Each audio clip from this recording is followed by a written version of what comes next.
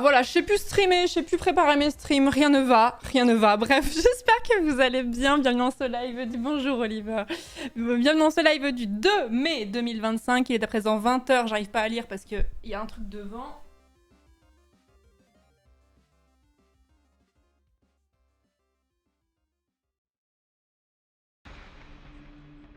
Il est là, la beauté. La beauté. Oui, installe-toi, mon amour. Installe-toi confortablement. Oui. Alors, il est quelle heure? Il est 20h05. Bref, j'espère que vous allez bien. Tu peux éternuer. C'est chaotique comme début. Bref, j'avais oublié d'étendre ma lessive. C'est pour ça que le waiting screen était plus long qu'à l'accoutumée. Je suis navrée. J'espère que vous allez bien. Ça fait un petit moment que j'ai pas streamé. Ça fait une semaine en vérité. Mais là, c'est bon. On est tranquille. Et je ne sais pas ce qu'on fait ce soir. On va juste, je sais pas, on va discuter un petit peu et après on verra où les vents nous mènent. Nous verrons. Bref, merci beaucoup Clemlox, merci beaucoup pour le 6e mois de sub, merci beaucoup, merci Pagne pour le 25e mois, Imorion pour le 8e mois de sub, merci beaucoup, merci Suricard d'avoir offert un sub au Nightbot qui n'avait plus de sub, merci beaucoup, c'est gentil, merci Alexis pour le 63e mois, comme le Puy-de-Dôme, bravo. Merci beaucoup Râleur pour le 2e mois de Prime, merci Johnny Poirot pour le 46e mois, merci beaucoup, merci Lapin-Garou pour le 14e mois, Suricard pour le 53e mois de sub, merci beaucoup, merci Fernandel pour le 23e mois également, Auron le S, merci beaucoup pour ton 13e mois. Alors, du coup, il y a une nouveauté. Je l'ai vu tout à l'heure pendant le waiting screen. Arrowwark, je sais que c'était toi. Arrowwark the First, merci beaucoup pour ton 11e mois. Mais dans le chat, je sais pas si c'était déjà le cas avant, mais c'était marqué que tu entamais ton je sais plus combien de mois de ton sub qui avait été offert par Auron le S, qui est juste à côté d'ailleurs, justement. Dans ma liste. J'ai trouvé ça... et en fait, avant, tu perdais l'historique de qui avait offert le sub, il me semble. Donc, petit ajout qui est sympathique, ma foi. Merci beaucoup, du coup, pour ton 11e mois. À revoir, merci beaucoup. Merci Ricotti pour le 3e mois de Prime. Analoge pour le 16e mois de sub. Ghost pour le 8e mois. Kyle Coco, merci beaucoup pour le 2e mois. Vincent Vega pour le 55e mois. Merci pour le soutien depuis tout ce temps. Merci beaucoup. Merci Fatagos. Merci beaucoup pour le sub. Bienvenue à toi dans la communauté. Merci beaucoup. Merci beaucoup et merci Irol pour les 2 ans. Merci beaucoup. Merci Krailik, merci beaucoup pour le 4e mois. Et Clemlox, je l'avais déjà dit, mais je le redis, merci beaucoup pour le 6e mois. Merci beaucoup. Je suis très contente de revenir en stream, c'est très cool. Je pensais streamer un petit peu plus, mais j'étais aussi en déplacement dans la plus belle ville du monde, bien sûr. Tu t'en vas? Mais tu viens d'arriver, Oliver. Tu veux descendre, c'est ça? Bah, écoute. C'est trop la honte, les câlins avec ta maman, c'est ça? Oui? Il a quand même remué la queue. Quand je l'ai caressé, il a quand même remué la queue en mode pardon. Charleroi, oui, bien sûr, j'y pensais, ouais. Dans la plus belle ville du monde, Clermont-Ferrand, bien sûr. Non, j'étais à Rome. J'étais à Rome. Alors, le truc, c'est que j'étais à Rome. J'ai le droit de vous dire pourquoi. Mais... ça va s'arrêter vite parce que je ne suis pas sûre de tout ce que je peux dire à l'heure actuelle. Et on en reparlera a posteriori. Donc j'étais là pour élire le pape. Ouais, ils m'ont convoqué. Ils m'ont demandé mon avis. J'étais en mode, en vrai, j'ai vu que Donald Trump avait proposé sa candidature. Je me suis permis de leur dire, franchement, je trouve que c'est pas une très bonne idée. J'espère que vous m'en voudrez pas. Et après, ils m'ont dit ciao, tu vois. Voilà.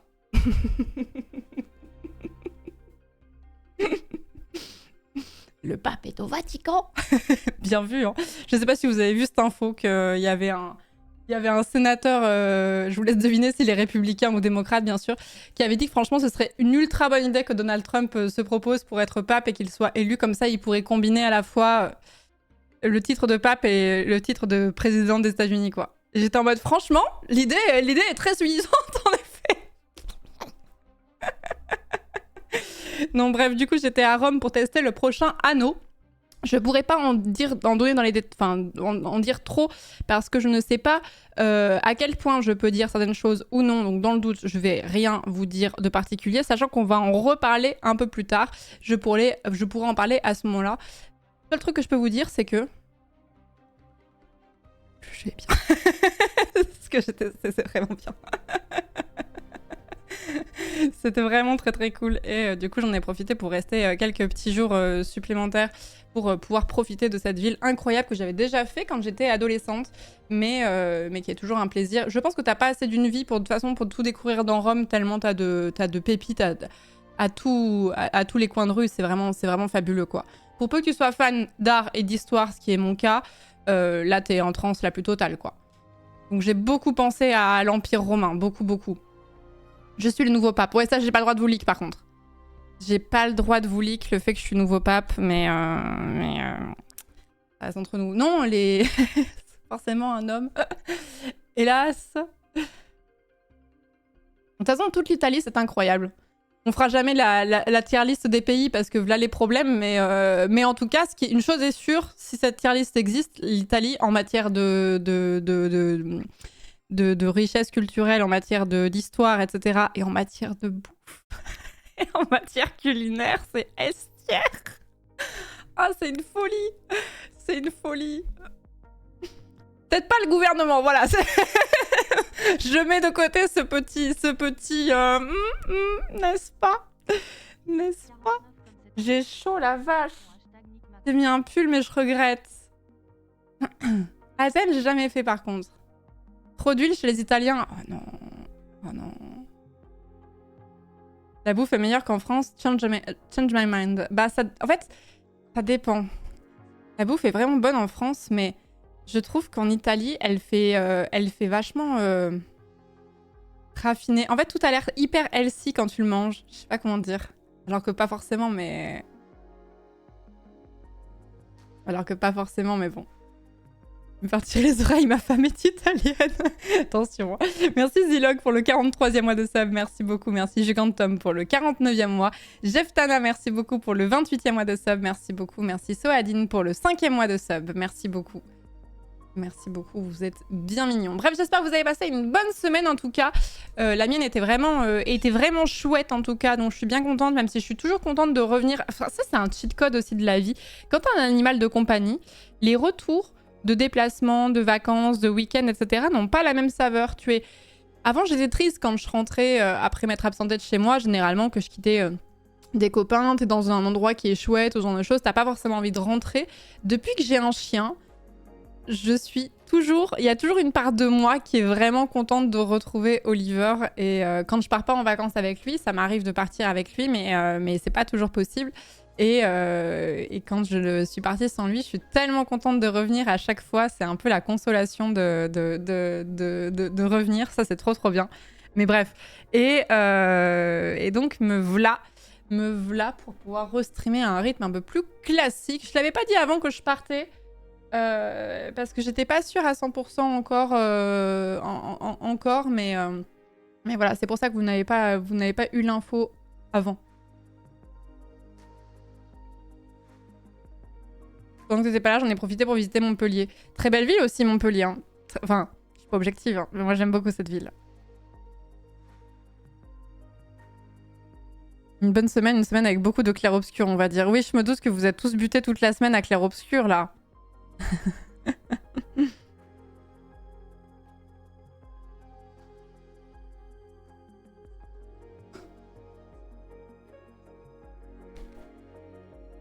Oui, bah oui, il y a des pétards. Bah oui. Ah oui. Ça va aller, loulou. Ça va aller, loulou. Regardez-moi cette queue en pompon, là. Vous l'entendez pas aboyer et... Vous le voyez pas, mais il y a un canapé et il est comme un chat sur le dossier du canapé. Avec la queue en pompon, comme je dis à chaque fois, il est un peu énervé. Ça va aller, loulou.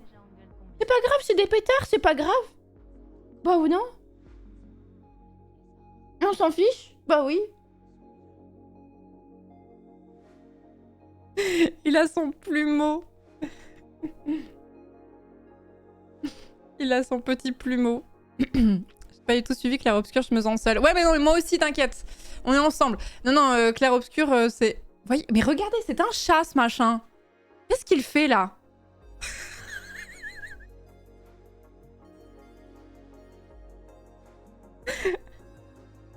Un jour, il va se casser la gueule.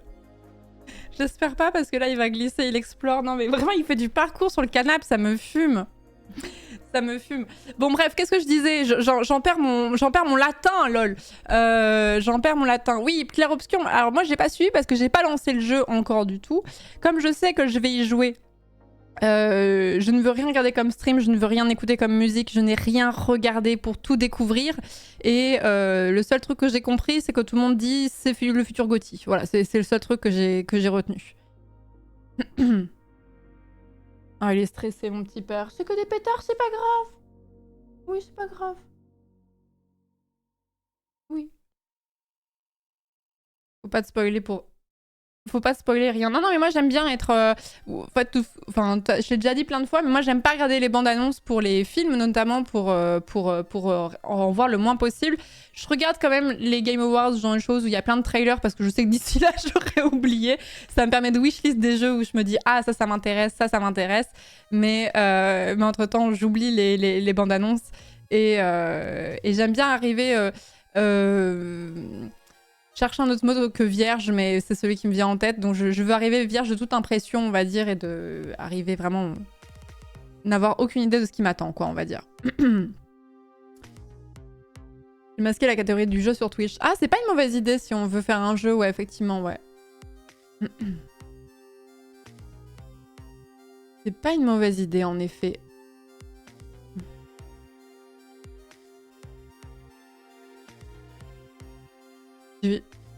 J'ai cru voir qu'ils avaient fait 1 million de ventes en un week-end. On voit le niveau de hype. Ouais. En même temps, t'as tout le... Alors, il n'y a pas que ça, hein, mais ça joue quand même. Il y a tous les streamers, en tout cas français. Je crois que j'ai vu tout le monde y jouer, quoi. J'ai vraiment vu tout le monde y jouer, à quelques rares exceptions près. C'est vraiment assez fou, hein.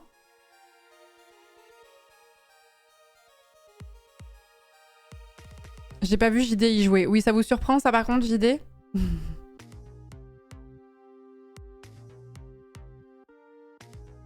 Il y a l'air d'y avoir un consensus là-dessus. Ma question, c'est, pour être tout à fait honnête, pour Clair Obscur, ma question est, je ne sais pas si je dois le faire en stream ou pas. Je ne sais pas. JD jouera quand il y aura Mario dans le jeu. Non, mais 100%.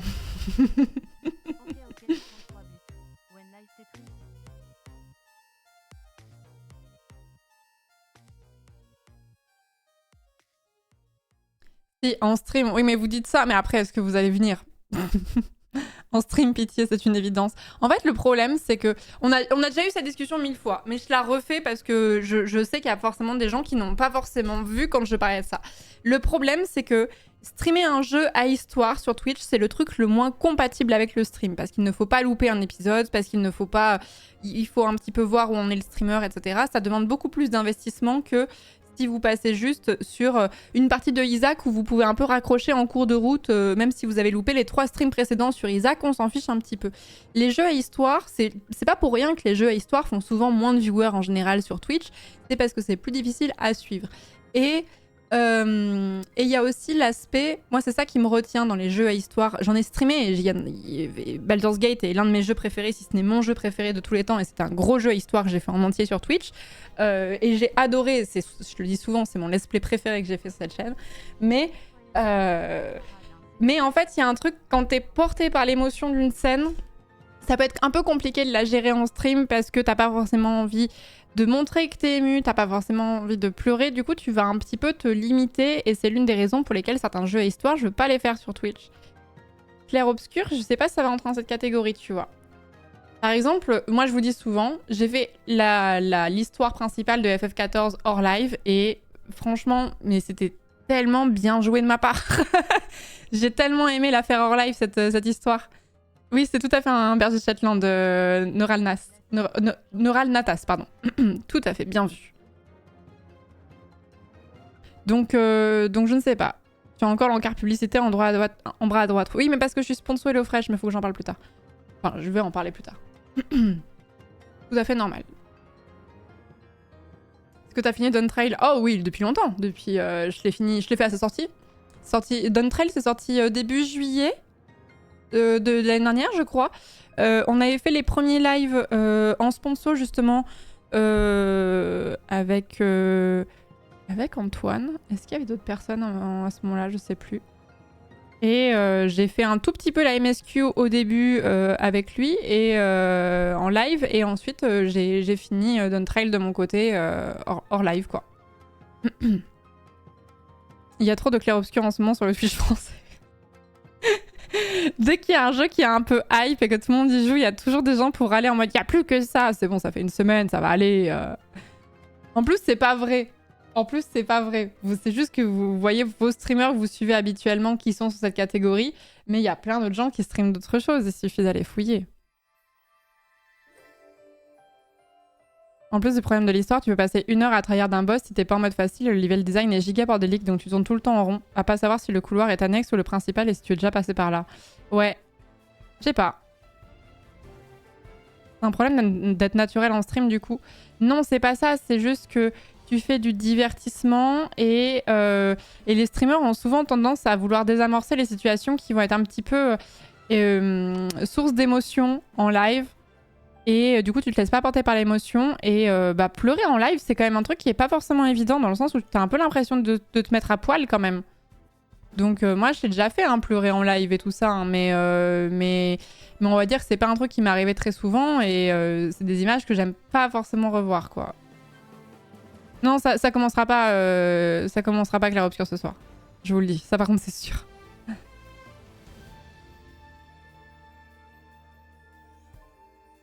Ici on chiale un peu, tu vois, mais j'ai pas envie...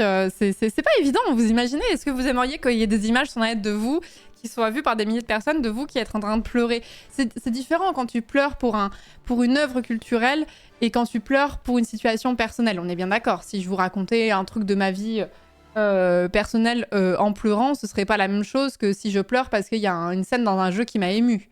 On s'entend. Mais malgré tout, c'est quand même une situation où t'es un peu vulnérable, tu vois. De moi, non, mais des autres, oui. Voilà, c'est ça votre problème.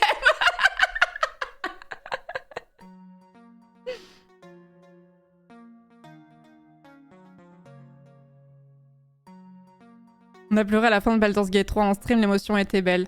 J'ai une copine qui a fini Baldur's Gate 3 il y a pas longtemps. Elle m'a envoyé des messages, elle était encore devant les crédits et tout. Et elle arrêtait pas de me faire quel jeu. J'étais en mode meuf, j'ai pleuré pendant 40 minutes, je crois. Je sais plus exactement, mais déjà j'étais en train de chouiner avant. Et quand il y a eu les crédits, alors là... Mais ça s'entendait pas. En fait, c'était... Ça s'entendait pas dans le micro parce qu'en fait, c'est vraiment les pleurs silencieux. Ils sont intenses, ceux-là. Quand tu pleures en silence, là. Mais non, je suis trop contente de l'avoir fait sur Twitch. Mais malgré tout, c'est quand même quelque chose, tu vois. Mais en faisant ce jeu, je savais qu'il allait me toucher de cette façon-là. Je le savais que j'allais pleurer comme ça à la fin du let's play. Merci beaucoup le VH, merci beaucoup pour le 19e mois de Prime, je vais y arriver, je ne sais plus parler français. Merci Orlo pour le 38e mois, Harry pour le 14e mois de sub, Terry pour le 5e mois, Canton Belliqueux pour le 43e mois de sub. Merci beaucoup, merci Jugofan pour le Prime, bienvenue dans la communauté. Merci Arto FIFA, merci beaucoup pour les 6 prochains mois, merci beaucoup pour la confiance et bienvenue à toi. Merci Alpha Floyd pour le 42e mois de sub, VHS pour le 67e mois, merci beaucoup d'être là depuis tout ce temps. Merci MG Silver, merci beaucoup pour le sub, bienvenue également à toi. Merci Dumbellion pour le 42e mois et je suis à jour, je sais plus. Soadine pour le 5e mois, Zilog pour le 43e mois, Jogantum pour le 49e mois, merci beaucoup. Merci Jeff Tana pour le 28e mois, je sais plus si je vous ai déjà remercié. Dans le doute, je le refais. Après, je vois Villebrequin, ils ont jamais hésité à pleurer face cam et ça provoque 0 mauvais retour. Ils ont déjà pleuré en live, Villebrequin? À part, je me souviens de la vidéo de Pierre Chabrier où effectivement il pleure, mais je me souviens pas d'avoir vu Sylvain pleurer dans une vidéo. Après, je sais pas tout maté, mais vous savez la différence? Arrête, faut Christo demande. Oh putain, on n'en peut plus! Oh non, mais oh non! Oh non! Oh non, on n'en peut plus! Oh non! Oh non, non, il faut que je vous fasse une confession. Il faut... Je n'en peux plus de ces blagues. je n'en peux plus de cette blague des Christos de menthe. Elle était drôle le premier jour, le deuxième jour, le troisième jour. On en avait plein le cul. Elle est culée.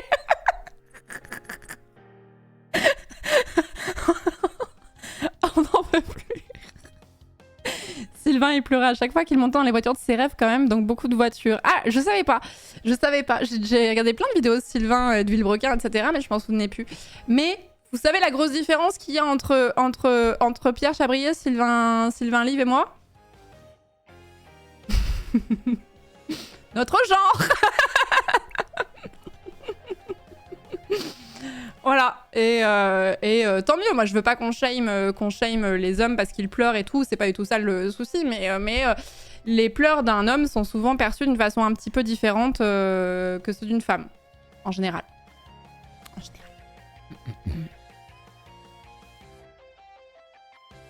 Indice sur votre écran.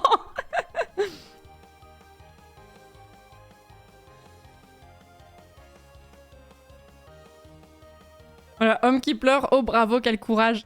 Femme qui pleure, oh elle veut qu'on lui donne de l'argent. Voilà, bon après, encore une fois c'est sur une œuvre culturelle, donc c'est un petit peu différent, je trouve.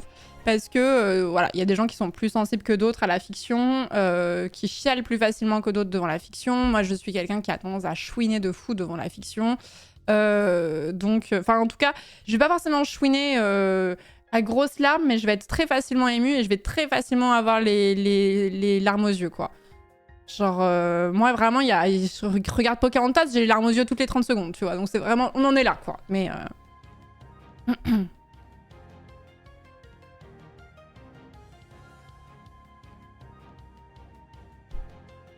Par contre, si tu hésites à le faire en live, pourquoi tu demandes pas l'avis de tes amis streamers qui l'ont fait? Parce que on a déjà un petit peu discuté, il y a des gens qui sont trop contents de le faire en live et des gens qui sont pas contents de le... Enfin, qui sont trop contents de le faire hors live, pardon. Et chaque streamer est différent, en fait. C'est que j'ai des potes qui ont fait Baldur's Gate 3 de leur côté, ils sont trop contents de l'avoir fait hors live. Et moi, c'était l'un des let's play que j'ai préféré faire sur ma chaîne. Donc, d'une personne à une autre, on est un petit peu différent, suivant les communautés aussi. Suivant. Moi, je sais qu'ici, si je chouine pour un jeu, comme ici, on est tous très sensibles et qu'on a les yeux qui mouillent facilement, quoi. Je sais que je serais pas shame par ma communauté.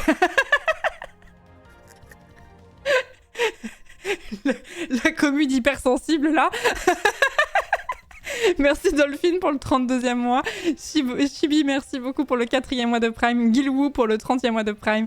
Pompidou pour le 9e mois, il est parmi nous.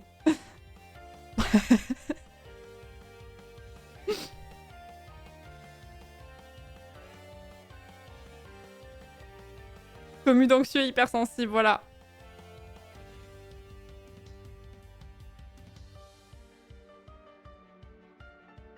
Attends, on est des rocks. Oui, bah attends qu'il y ait quelqu'un qui annonce dans le chat qu'il va se marier ou qu'il attend un enfant, là, vous allez voir. On n'est pas hypersensible. Je rappelle que vous êtes une petite guimauve, hein. C'est canon dans le lore, hein. C'est-à-dire que là, si je vous montre l'intro de là-haut, là, vous restez stoïque, là. Si je vous montre la scène d'introduction de là-haut, là, vous sourcillez pas, là.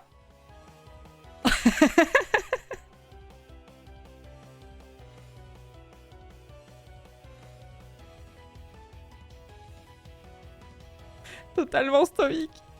Moi, caillou. Je viens de retrouver du taf après 1 an de chôme du. Félicitations, Elsa Vignien, bravo. Pas ça, je veux pas être en bas toute la soirée. Donc bref, voilà, j'ai pas encore décidé, sachant que... je me souvenais d'Elden Ring. Faudrait que je fasse Elden Ring aussi. Il faudrait que j'avance Elden Ring. Oblivion. Oblivion, c'est tellement un gros morceau. Oh là là. MG Baba envoie. Pourquoi tu reparles de cette intro? Désolée.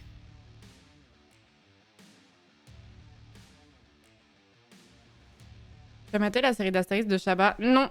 Non, mais moi, j'en suis au stade où vous allez trop vite pour moi, en fait. Genre, là, vous avez tous parlé de Bref 2, enfin, la nouvelle saison, celle qui est sortie il y a pas longtemps. J'ai même pas eu le temps de la mater, que vous êtes tous passés à autre chose, et là, vous parlez de la série d'Astérix. Je n'arrive plus à suivre. Déjà, moi, je suis encore en train de process Arcane. On va à son rythme, là.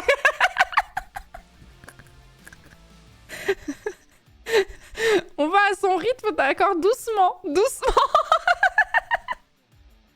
Je suis une vieille dame. Arcane saison 1. Non, n'exagérez pas.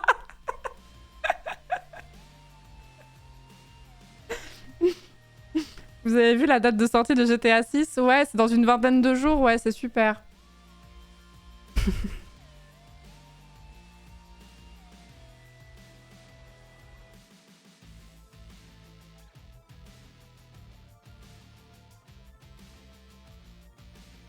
À un an près, ouais. Putain, je voulais qu'il y ait des gens qui prennent. Je voulais qu'il y ait des gens qui fassent quoi?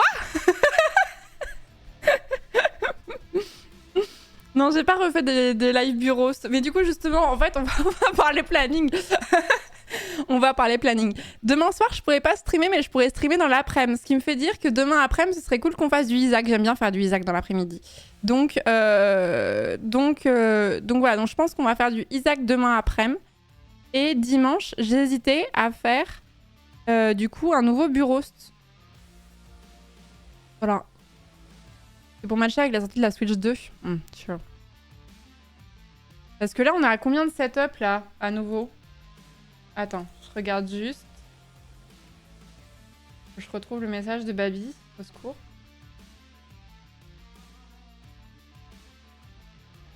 Parce que là, vous avez dû en upload des nouveaux.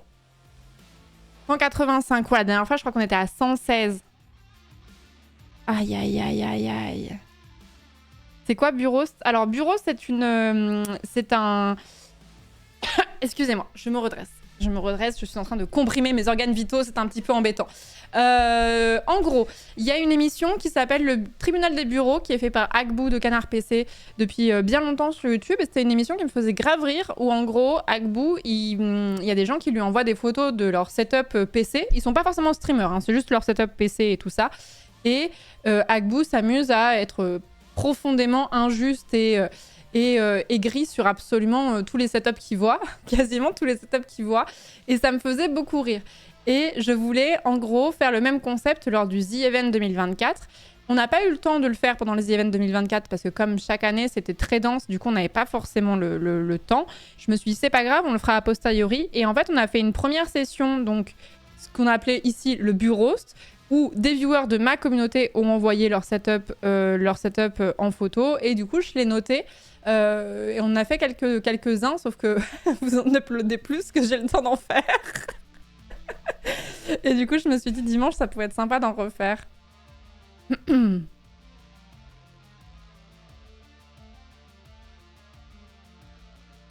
devait pas y avoir un spécial Smasher Pass avec Orti aussi, où je l'ai raté. Si, mais le Smasher Pass avec Orti, je voulais aussi qu'il y ait Clara qui soit là. Donc il faut qu'on soit toutes les trois dispo.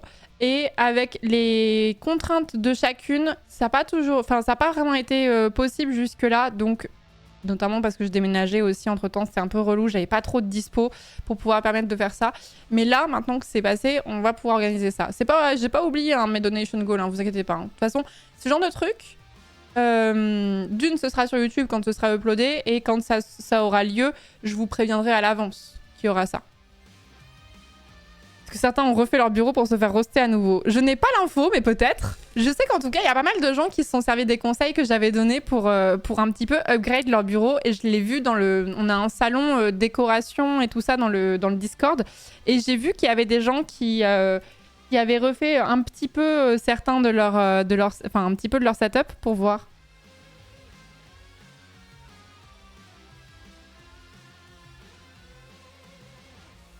J'aime bien voir ça. J'ai eu une notif de mon manager là qui... J'étais en mode, oula, qu'est-ce que c'est? Un ping de mon manager pendant un live? Non, c'est parce qu'il y a une OP qui a été validée. Let's go! Merci Dolphine pour le 32e mois de sub. Merci beaucoup, c'est gentil.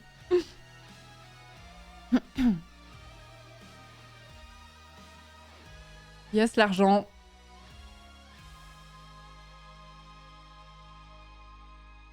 Donc voilà. Donc le bureau, c'est juste ni plus ni moins un tribunal des bureaux où on note un petit peu votre setup et tout ça. Et en fait, ce qui est terrible, c'est qu'au début de l'édition du bureau, j'ai été vachement dure avec les premiers setups parce que je savais pas à quoi m'attendre. Et disons que mon niveau d'exigence a baissé en cours de route.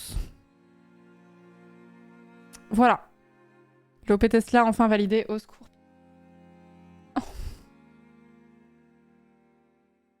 Là, si j'arrive là en disant... Alors, les gars, l'OP Tesla ce soir.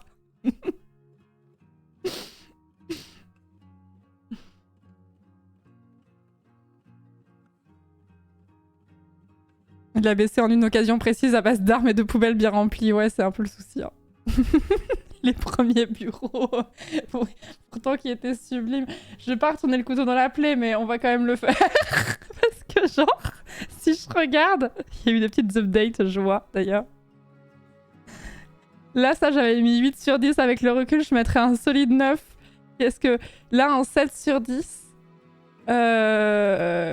mérité. 9 sur 10. Non, mais en fait, ça allait. Non, mais ça, j'aurais pu mettre plus, par exemple, aussi, pareil. Non, j'ai pas été si dur, en vrai. Ça va. Ça va. Ça allait. C'est vraiment, c'est Chroma qui a appris pour nous tous. Du coup, tu vois les nouveautés. J'ai essayé de pas focus sur tout ce que je voyais. T'inquiète. Bise. J'ai regardé les photos. Ça va. C'est vraiment, c'est Chroma qui a appris pour nous tous. Hein.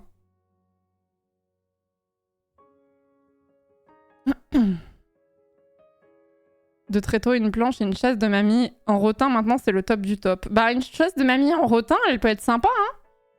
Si c'est une... Attendez. C'est quoi le nom de ce designer que j'aime beaucoup?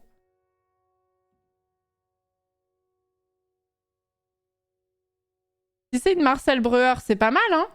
Vous voulez que je vous emmène sur le site du démon? Je suis le site où vous allez me détester, mais vous aurez pas l'argent de toute façon, donc... genre de truc, tu fais de la juiterie. Vous connaissez le site Selency? Ma vie pour faire une sponsor avec ces gens. Selency, c'est une brocante... c'est pas une sponsor, hein, c'est pas là-dessus. Publicité, c'est pas là-dessus. Hein. Je suis pas sponsor par Selency, hélas.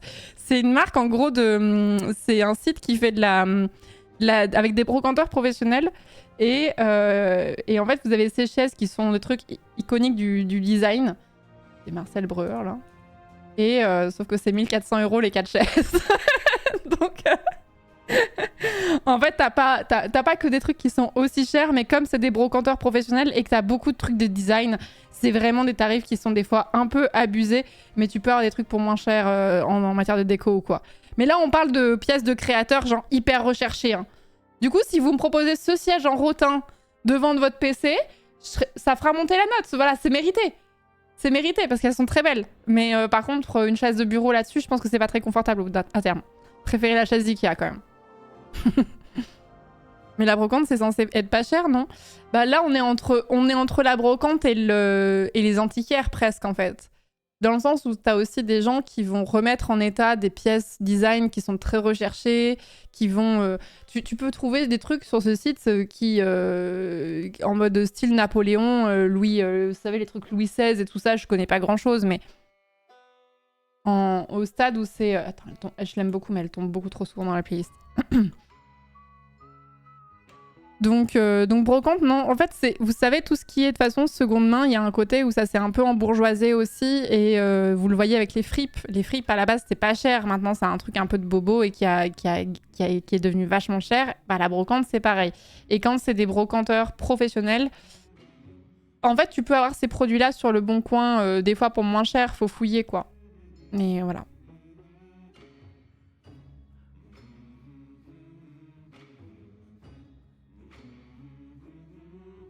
J'ai une table Napoléon 3, 20 €.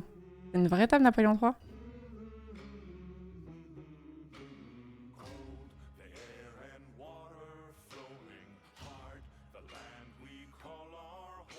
Elle est bien cette bande son, je la connaissais pas celle-ci.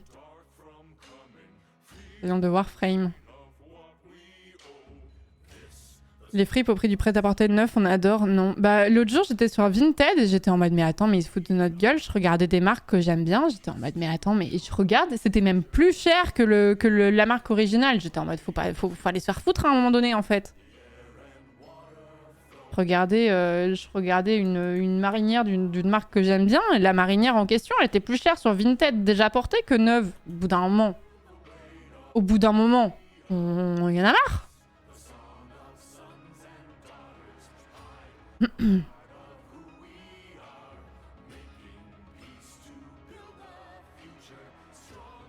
Il y en a qui déconnent, hein. Et le pire, c'est... moi, il y a un truc qui me rend folle aussi, c'est sur Vinted, à quel point maintenant il y a du Shein partout. Ça m'énerve, ça aussi. Ça m'énerve. Vas-y, Satiel. C'est ta table, ça? Table Napoléon III.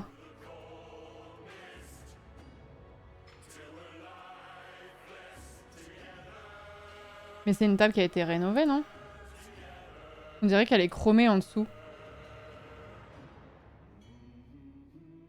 Ça fait chromer. Pareil en fripe, le Shein. Bah ouais, mais quand tu vas sur Shein ou sur Vinted, t'as pas envie d'acheter du Shein d'occasion, quoi. Je suis désolée, hein. Ouais, le gris des métals, ça fait pas d'époque, je trouve, pour celle-ci.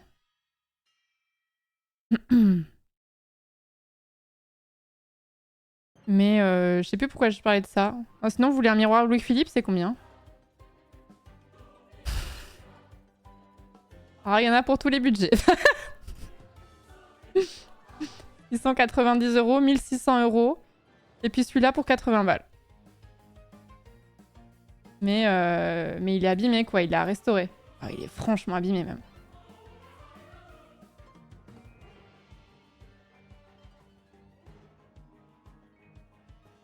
Alors celui-là, il a été bien rafistolé, j'ai l'impression, celui-là.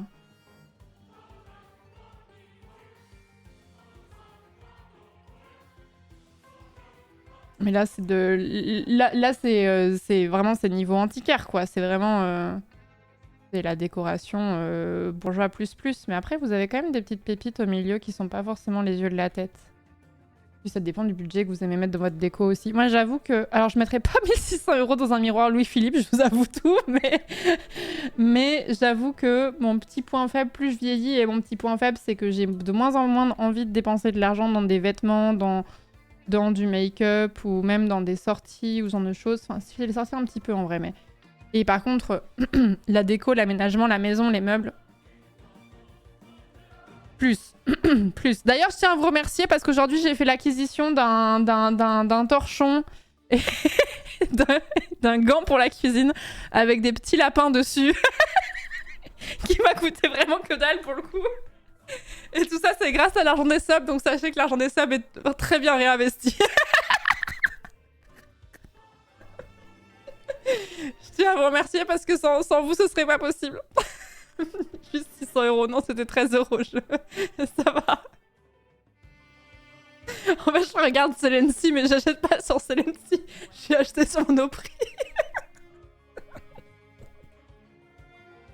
Pour le torchon, il y pourra. On peut voir les lapins m'ont eu. Putain, mais je fais toute la sponsor du monde pour des marques qui me payent pas, mais tranquille. Je peux vous montrer. Non, mais en fait, je savais pas que Monoprix faisait autant de trucs aussi mignons pour la maison. Donc là, nous avons... Franchement, si vous avez envie de ça coûte 13 balles. Donc c'est un budget un peu plus accessible que le Louis-Philippe. Le gant et la manique lapin, 13 € chez Monoprix. Je vous la montre, c'est exceptionnel.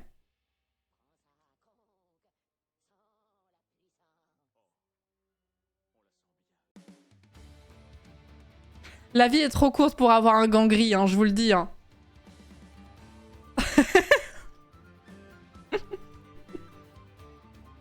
J'ai vu ça, j'étais en mode c'est beaucoup trop cute, je peux pas ne pas l'acheter en fait. Voilà à quoi me sert l'argent des subs. Quand les gens pensent que les streamers se roulent dans la coke alors qu'en fait ils achètent des torchons et des maniques lapins. Et du coup j'ai pris le torchon aussi. Le torchon lapin. J'ai 31 ans.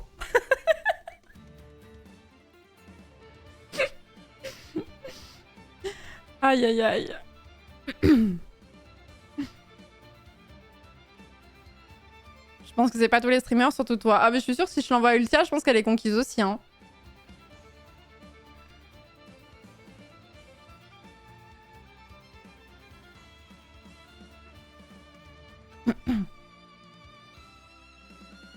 Attention, je le vois tellement dans une déco de ma grand-mère de quasiment 90 balais. Bah oui, mais en même temps, est-ce que les vieux, ils avaient pas des trucs trop cute aussi dans leur déco quelque part? Est-ce que la vaisselle des vieux avec la petite fleur et les petites fleurs et tout ça, machin, est-ce qu'il y avait pas un côté un peu plus chouette que nous avec nos assiettes unies Ikea, tu vois? Est-ce qu'il y avait pas un petit peu plus de fantaisie dans leur vie finalement? Voilà, à l'époque, on se permettait d'avoir de la couleur et des motifs, exactement.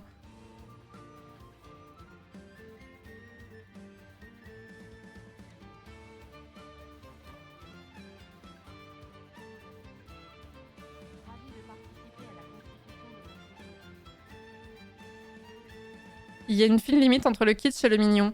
Mais moi, j'aime bien le kitsch dans une maison. Sinon, j'aurais pas acheté une lampe canard, en fait. Je vous explique. Moi, je trouve que le kitsch... En fait, le kitsch dans une maison, ça fait un peu souffler du nez. J'ai envie que ma maison, elle soit jolie, mais je veux qu'elle soit aussi fun. Et je veux que... Quand je regarde ma maison, il y a des trucs où je me fais un peu en mode...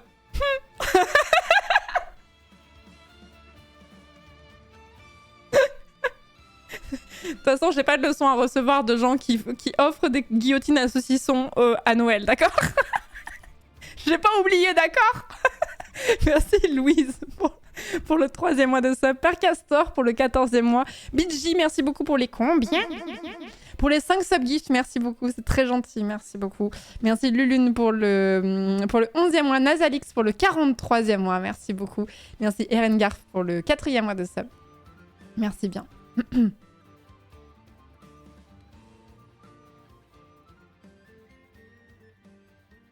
y avait Radio France qui avait fait un article sur la disparition de la couleur. Si c'est bien ce que je pensais...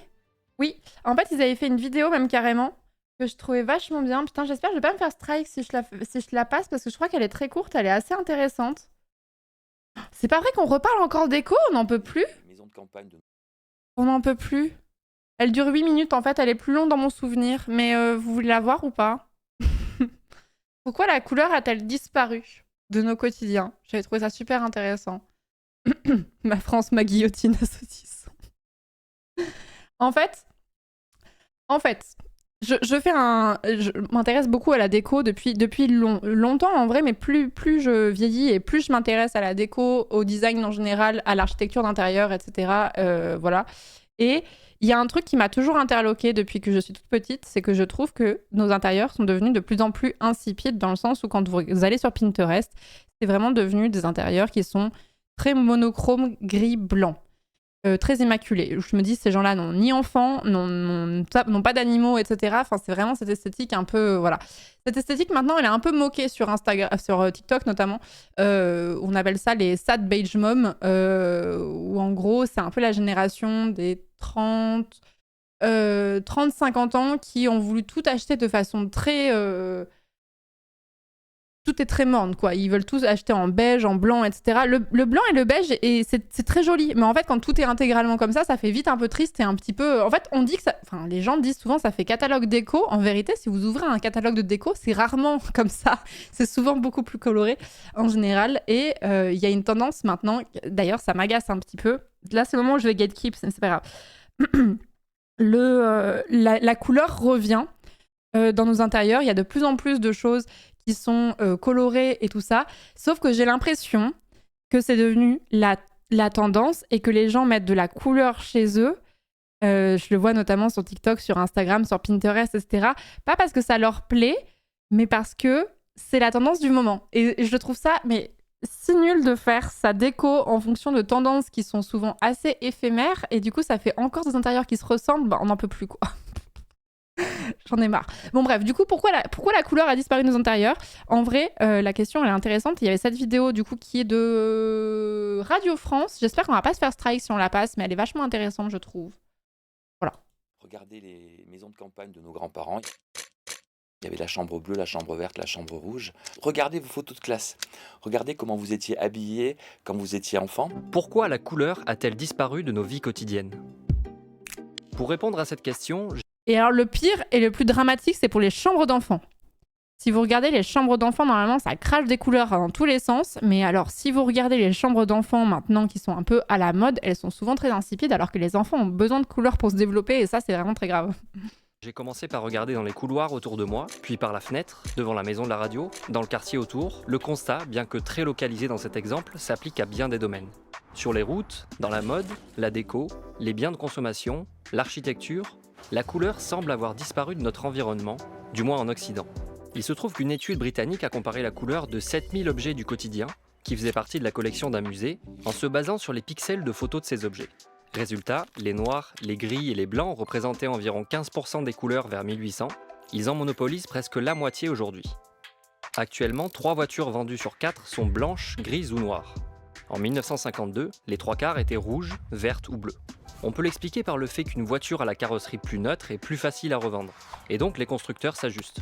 Les voitures blanches, par exemple, sont passées de 5% du marché neuf en 2006 à 1/3 aujourd'hui. En clair, la production... Alors, si je peux me permettre un détail là-dessus, il y a un autre truc qui rentre en ligne de compte sur les voitures, c'est le réchauffement climatique qui fait qu'une carrosserie blanche, si tu la laisses au soleil, tu auras moins chaud que si la carrosserie, elle va être noire ou vert foncé ou ce genre de choses. Mais ça peut être un critère. de masse à standardiser les produits, conçus pour plaire au plus grand nombre. Même chose pour les peintures d'intérieur. Les tons vifs des années 60, 70 ou 80 contrastent avec les peintures les plus populaires en 2020. Des tons plus neutres, plus épurés ou moins personnels. Voilà, là je commence à défaillir. Là je défaillis. là c'est l'intérieur qui me fait vriller, ça. Plus neutres, plus épurés. Ça, bon, il y a encore un peu du bleu. Ou moins personnels. Et ça, déjà, je trouve ça... Alors, c'est plus neutre, on est d'accord. On voit pas le canapé qui est en dessous, qui relève un petit peu plus quand même. On est quand même sur du mieux, quand même, là. Mais au moins parce qu'on a des matériaux naturels aussi, on a du bois et tout, ça adoucit un peu la chose. Mais bon, c'est pas comme ça que je ferais mon intérieur. Et plus fade, selon l'appréciation de chacun. Car c'est aussi une histoire de goût, qui se retrouve dans la mode, par exemple. Regardez ne serait-ce que les ambassadeurs de la mode, que sont nos grands couturiers, ils sont tous sans exception habillés en noir. Même Jean-Paul Gaultier qui avait une jolie marinière, aujourd'hui Jean-Paul Gaultier dans ses défilés, il est habillé en noir. Il faut dire que la couleur et la mode, c'est un peu « je t'aime moi non plus ». Dans les années 1860, Édouard VII, futur roi d'Angleterre, popularise le smoking, qui porte ce nom car il se met par-dessus ses vêtements pour les protéger de la fumée de cigare. Le smoking, d'abord bleu nuit, glisse... Ah bon? C'est pour ça qu'on appelle ça un smoking? Pardon, j'avais déjà vu cette vidéo, j'avais oublié cette info. Quoi? Mais non. Je savais pas.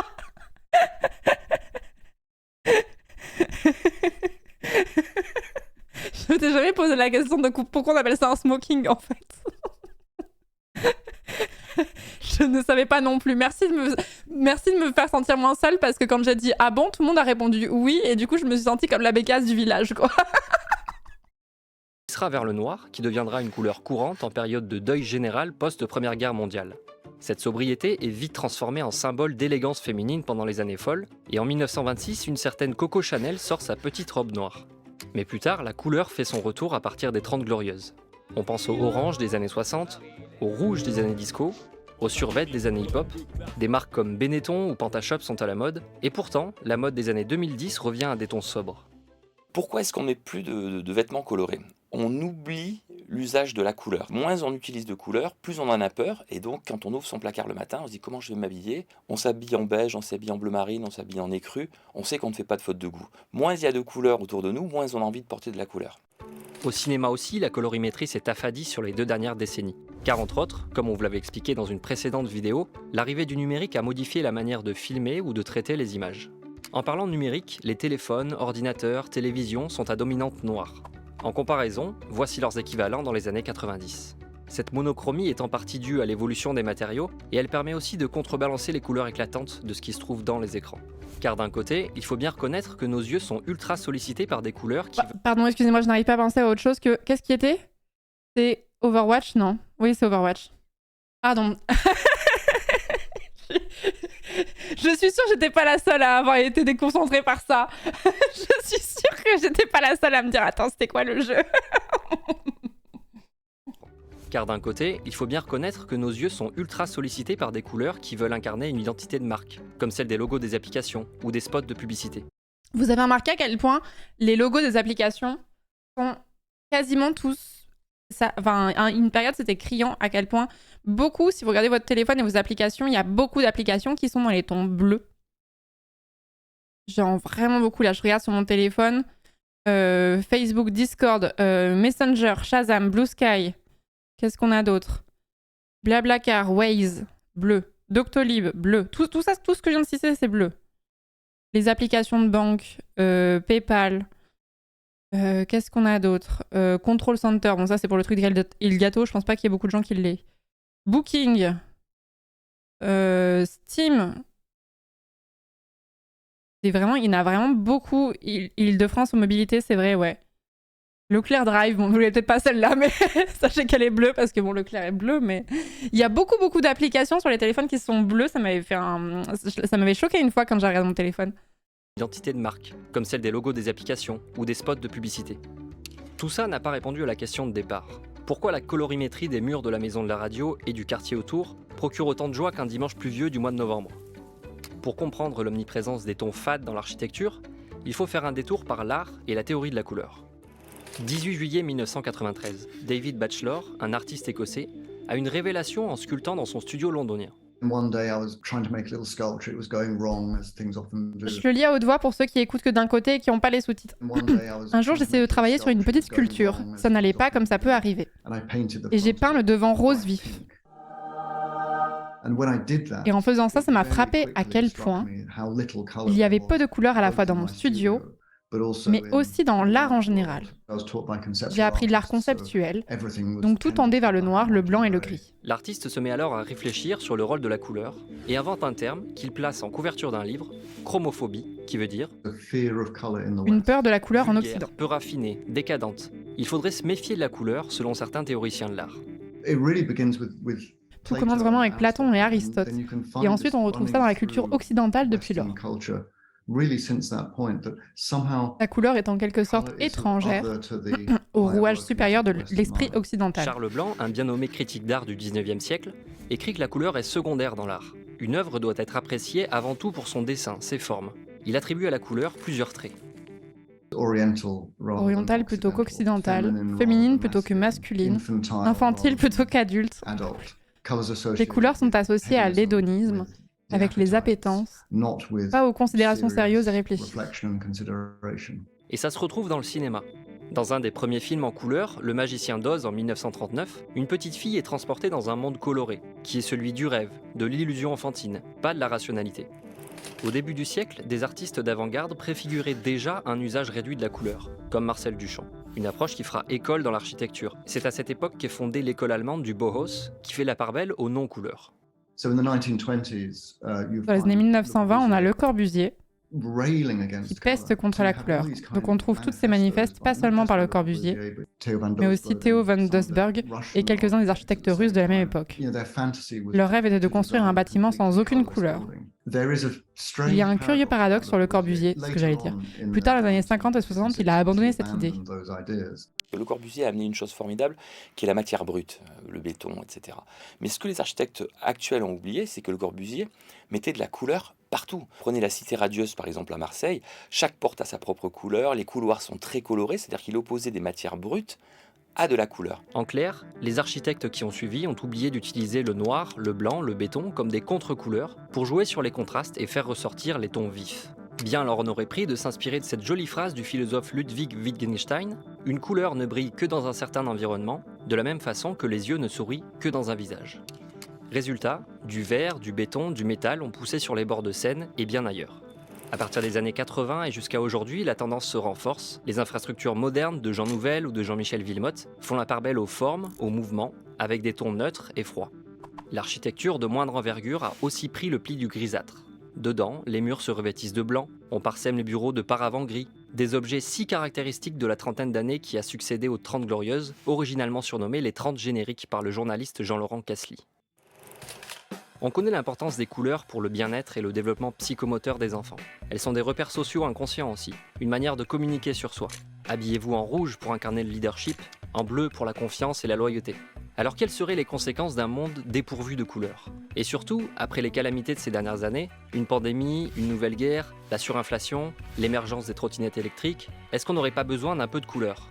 Je pense qu'on a vraiment atteint un plancher et qu'on est en train de rebondir. La couleur revient tout simplement par quelques influenceurs qui sont habillés de façon très colorée. Pourquoi? Pour qu'on les remarque. Tout un tas de personnalités font parler d'elle en arborant des tenues monochromes Timothée emblématiques. Chalamet, c'est Que marqué ce au-dessus, soit mais c'est sur des crop. tapis rouges, sur Et des Olivia circuits Wilde. F1 Lewis ou dans des Hamilton. clips. Et c'est pas tout. Elle revient Dina en architecture, en particulier grâce à la Silicon Valley, parce que dans la Silicon Valley, il est hors de question de travailler dans des murs blancs. Les gens ont envie d'endroits gays, d'endroits conviviaux. En France, par exemple, aujourd'hui, tous les espaces de coworking ne sont plus blancs, parce qu'on comprend qu'on travaille mieux dans de la couleur. On est plus créatif avec des couleurs froides, on est plus productif quand on est dans des couleurs chaudes. Alors, est-ce qu'il serait pas temps pour un petit relooking?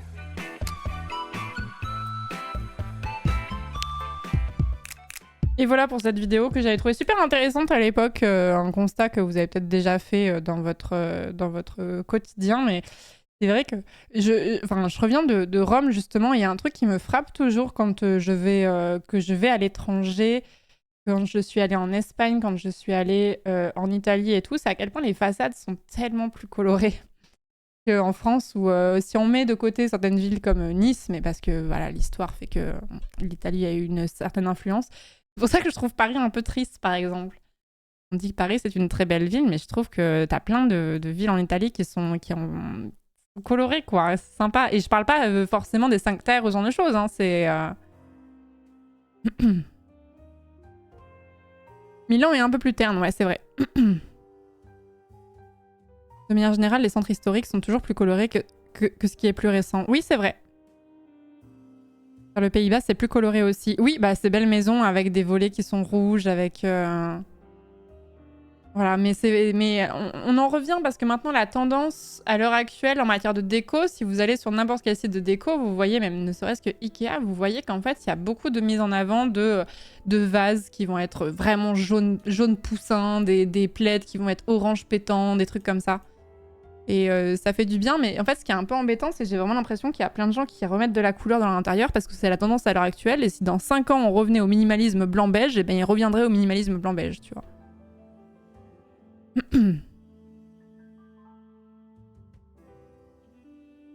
Ah, j'ai pas désactivé la commande de... Attendez. La commande qui concernait Dune Awakening. J'avais lu un bouquin qui disait qu'historiquement, les couleurs neutres en Occident sont un héritage de sociétés protestantes, car les protestants considéraient que la couleur venait de la matière, à l'inverse des cathos qui estimaient que la couleur est lumière, donc venant directement de Dieu. Peut-être bête. Je n'ai pas ce niveau de culture, je ne sais pas. J'avais une question, pour quelle raison on s'appelle la pierre commu? Parce que la commu ici est particulièrement taquine. Et du coup, ça vient du fait qu'à chaque fois qu'elle soit taquine, je leur dis que c'est vraiment la pire communauté qu'un streamer puisse avoir. Voilà. Merci beaucoup Septali, merci beaucoup pour les 3 ans, merci beaucoup, c'est très gentil. Nous, vous. Merci beaucoup Septali pour les 36 mois, merci beaucoup.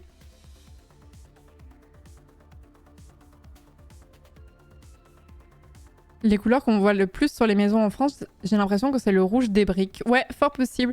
Moi, je vis dans la région de Montpellier, pour ceux qui ne le savent pas, et je constate quand même qu'il y a de plus en plus de maisons que je vois autour de moi, ou alors j'y étais moins sensible, mais des couleurs un peu rouges, justement, un peu terracotta, un peu orange, etc. Je trouve ça très joli, justement, et j'avais l'impression qu'il y en avait moins. J'ai l'impression qu'il y en avait moins il y a quelques... Ouais, ocre, ouais, un peu.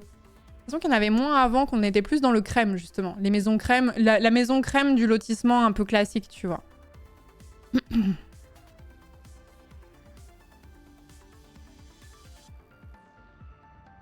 Après, Toulouse, c'est un peu particulier. Non, je suis pas née à Montpellier, je suis née à Clermont. Et Clermont, c'est très terne, pour le coup. J'adore ma ville, hein, vraiment. C'est la ville où j'ai grandi. Et j'aime pas qu'on crache sur Clermont et tout ça, mais... Clermont est très terne. Alors après, Clermont, c'est aussi parce qu'on utilise la pierre de Volvic, qui est une pierre qui est très sombre, justement. Les maisons sont en pneus. Je vais vous taper, hein. Je vais vous taper, hein.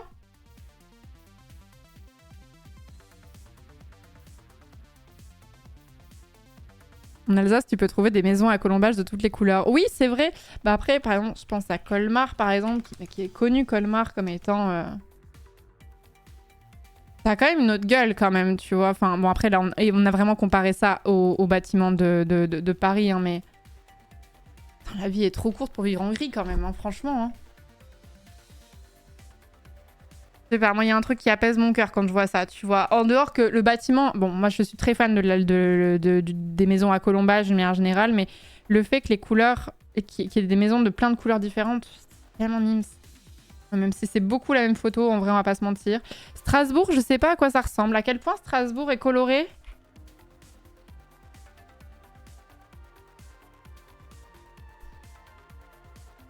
Parce que Google va encore nous proposer les mêmes photos en boucle, non? Parce que là, ok, c'est très joli, mais est-ce que c'est vraiment représentatif de Strasbourg? Je pense pas, ça doit être le vieux centre, ça. Après bon, c'est joli, hein, mais ça manque un peu de couleur, je trouve. Mais il y a un truc, moi, qui me fend le cœur avec la couleur, c'est que, notamment en habit ou dans la déco, c'est que les gens ont hyper peur de mal assortir les couleurs. Alors qu'en fait, en vrai, notamment dans une maison, je me dis pas... c'est rare que je me dise, ouais, les couleurs, elles jurent, tu vois.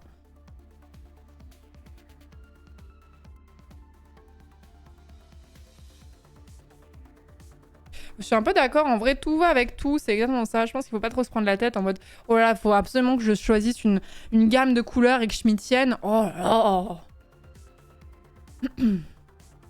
Une couleur plus un tonneuse, ça fonctionne bien aussi. Ouais, mais même, enfin, en fait, un intérieur qui est un peu réaliste, c'est difficile de faire. Si tu prends un ton neutre, par exemple du beige, et que tu choisis une couleur, on va dire du vert un peu intense, tu vas devoir sortir de ces deux couleurs-là. Tu peux pas maintenir avec juste deux couleurs. C'est impossible. Puis même, ça manque un peu de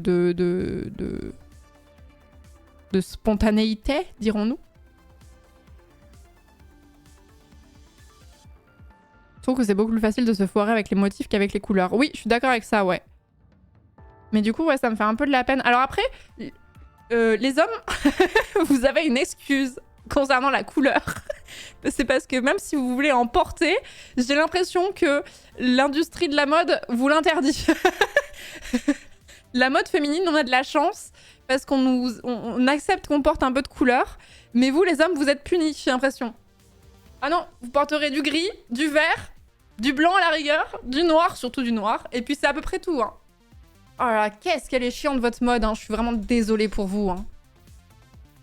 Je suis vraiment désolée pour vous. C'est très coloré à partir du moment où ça devient vraiment haute couture, quoi. Vous avez le bleu du jean aussi, ouais.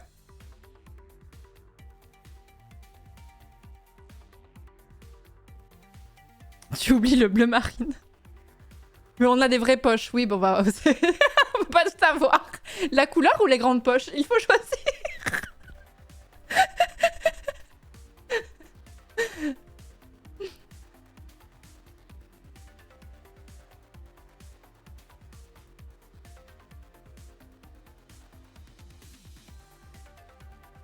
Oui, c'est très vrai ça. Je trouve que chez nous, les hommes, il y a des couleurs, mais c'est jamais flashy, toujours terne un petit peu. Oui, c'est ça. Oui, c'est exactement ça. Le vert, s'il est vert, il est un peu terne. Si c'est un jaune, il est un peu terne aussi. Si c'est un rouge, c'est vrai ça. Ouais, vous avez des couleurs qui sont désaturées. Ils ont poussé la réglette sur Photoshop pour désaturer la couleur. Le rayon homme dans les magasins, quelle déprime vraiment JPP. Mais vous savez, dans les magasins où t'as... Les magasins où t'as plusieurs... t'as à la fois les hommes et les femmes d'un côté et tout. Franchement, t'as pas besoin de chercher très longtemps pour savoir de quel côté qui est où. Hein. À partir du moment où tu vois une masse noire et grise, c'est le rayon homme.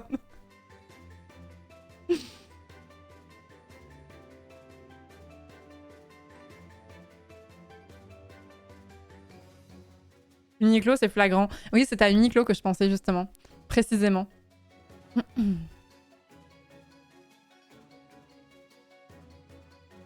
Et dans les fripes aussi, ouais, c'est logique, ouais. Et après, d'un autre côté, en fait, je pense aussi que...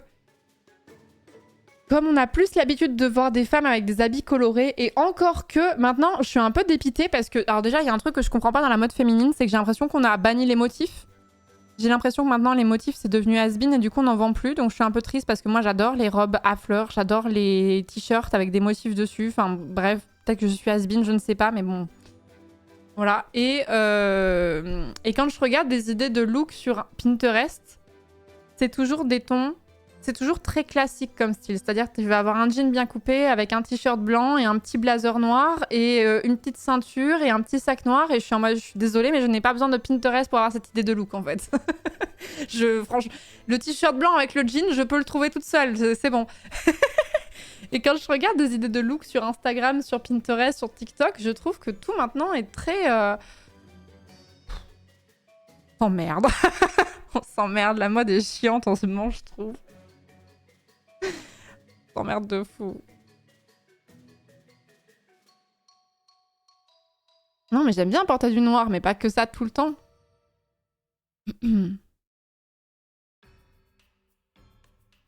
Pourtant, je vois beaucoup de fleurs dans les boutiques. En vrai, les motifs fleurs, c'est les seuls que tu vois encore, mais les autres, plus tellement, quoi. Qu'est-ce qu'on se fait chier par rapport à 2022 ? Quand j'étais en Italie, ça m'a fait sourire. J'ai croisé un groupe de... Attendez, c'est le moment vieille icône, d'accord ? On est prêts, là ? J'ai croisé un groupe qui devait sûrement être des collégiens ou des lycéens qui devaient être à Rome pour faire des visites et tout ça, machin. Et je croise donc ce groupe et toutes les jeunes filles étaient habillées de la même façon. Mais vraiment, je vous jure, il y avait une vingtaine de jeunes filles du même âge. Elles étaient toutes habillées de la même façon. Et tu sentais qu'il n'y avait pas eu... Comme il y en avait quelques-unes qui n'étaient pas habillées comme ça, tu sentais que c'était pas un dress code qui avait été obligatoire, tu vois. Elles avaient toutes un jean droit, bleu, avec un petit t-shirt crop top blanc. Il y en avait 20 qui étaient comme ça et je me suis dit, ah d'accord. Donc je pense que si tu t'habilles pas comme ça, tu te fais harceler du coup. Après je dis ça, on avait nos codes aussi quand on était ados. Hein. Mais j'avais pas le souvenir qu'il y avait une telle uniformité quand j'étais au collège ou au lycée. Il y avait un genre d'uniformité mais c'était pas à ce point.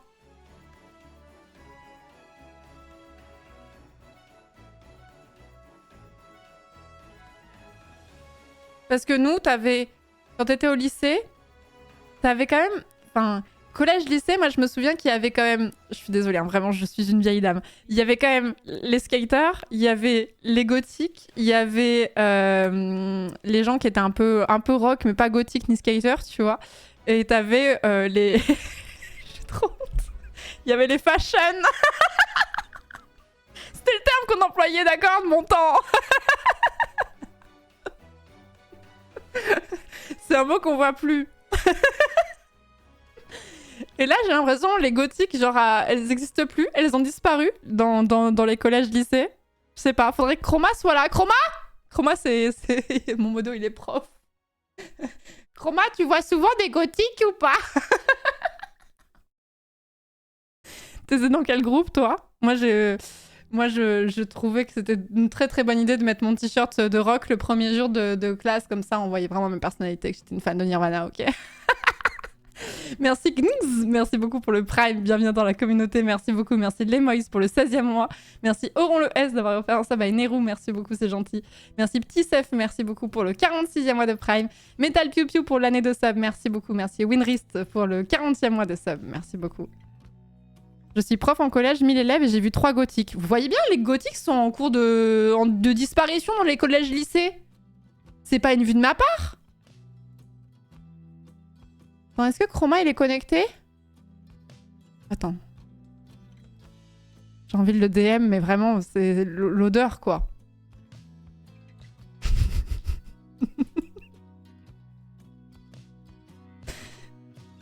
Envoyer un message à Chroma. Chroma. J'ai une question très importante.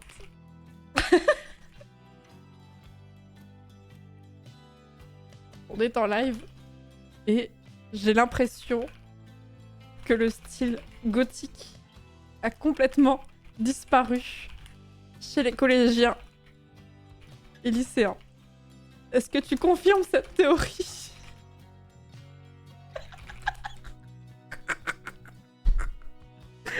S'il y a des profs, n'hésitez pas. Hein. On est en train de faire un profil sociologique.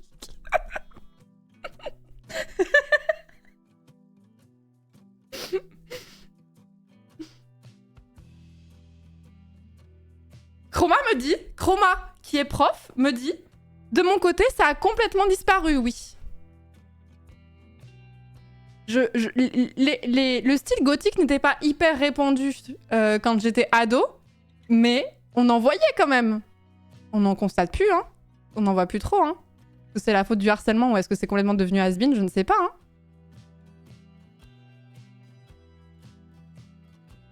Je confirme que même au lycée, il y a 5 ans, il y en avait quasiment personne, on était 2.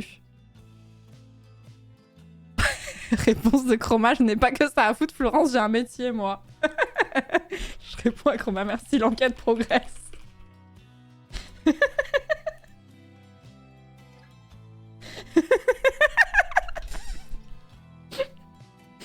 Et le style tectonique, mais le style tectonique, ça a objectivement duré 6 mois tout au plus, je pense. Tokyo Hotel, un peu le dernier push. Vous pensez que c'est le dernier push, Tokyo Hotel, qui a plus de choses après?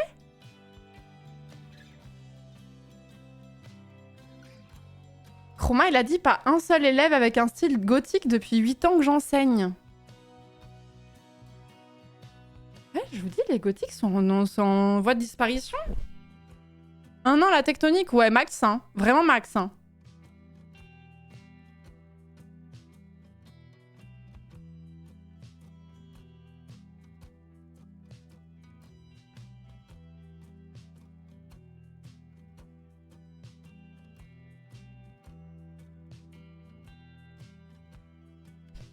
Par contre, je vois des gothiques, mais ils ont 20-25 ans. Oui, mais ça colle, du coup, des gens qui étaient peut-être comme ça, ou alors qui ont voulu être comme ça quand ils étaient ados, ils pouvaient pas, et du coup, ils compensent en étant majeurs, tu vois, je sais pas.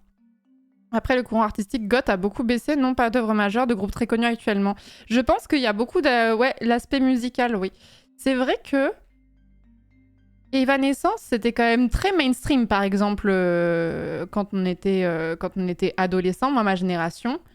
Est-ce qu'il y a vraiment un équivalent à l'heure actuelle, un peu dans cette vibe-là, aussi mainstream? Maneskin à la rigueur, c'est à peu près tout, non?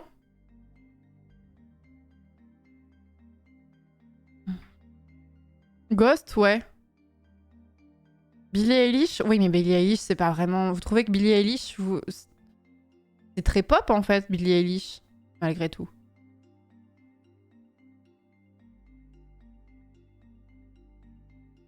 C'est niche, je trouve, Maneskin chez les ados, je sais pas. C'est pas goth, Maneskin. Ouais, mais enfin, je veux dire, si on regarde l'ensemble de ce qui se fait en matière de musique, c'est ce qui s'en rapproche le plus, tu vois. Ils font encore des Harlem Shake, les jeunes? Vous saoulez. Vous saoulez.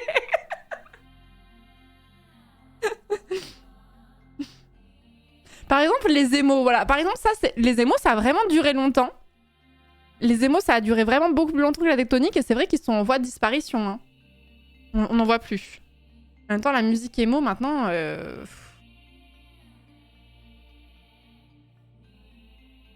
Depuis la disparition de My Chemical Romance, de toute façon, tout fout le camp, hein, je vous le dis.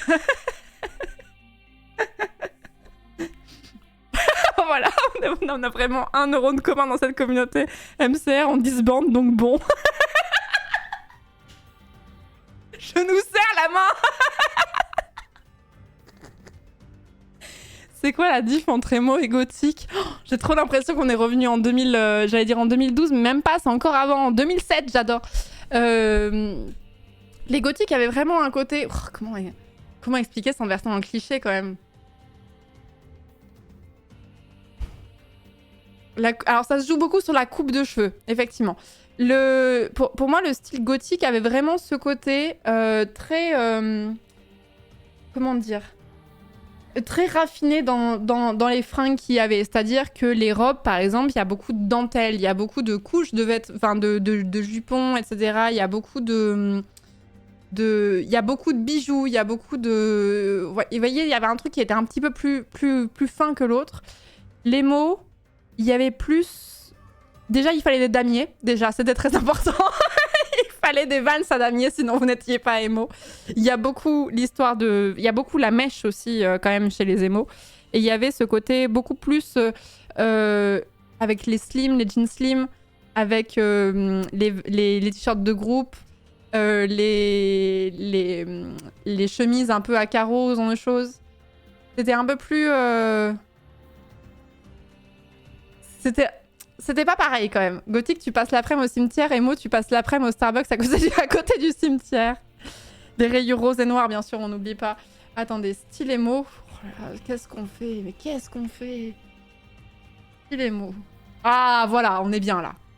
Style Gothic. On a des images de Marilyn Manson, j'en peux plus. Hein. Pour moi, le style gothique va plutôt se rapprocher. Et bon, il y a un peu à boire et à manger dans mon truc. Hein. Le style gothique va un petit peu se rapprocher de ça. Vous voyez, quand je vous dis que c'est fin, qu'il y a de la dentelle, qu'il y a beaucoup de différentes matières, etc. Pour moi, c'est ça. Ça va se rapprocher de ça. Voilà. Ça va se rapprocher de ça. Là où le style emo, je suis sûre qu'il y a plein de gens qui n'ont jamais vu ce style en plus. Attention, pour les plus jeunes d'entre vous, là. Attendez, je regarde s'il n'y a pas de truc... C'était une époque, quand même. Le style emo ressemblait à ça.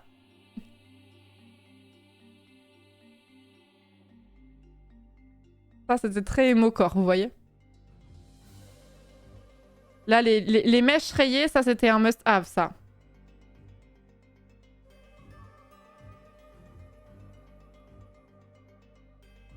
Ouais, il y avait un côté un peu grunge, ouais, dans le style, un petit peu. Les yeux de raccoon, ouais. Skyblog. Ah bah, c'était l'esthétique de l'époque, hein. Ne vous inquiétez pas que l'esthétique de 2025, on va s'en moquer aussi dans 20 ans, hein. Les mitaines aussi, bien sûr, un must-have. Il y avait... Ah oui, ils avaient tous aussi un piercing au labré. C'est vrai qu'ils avaient beaucoup de piercing au niveau du visage, en général.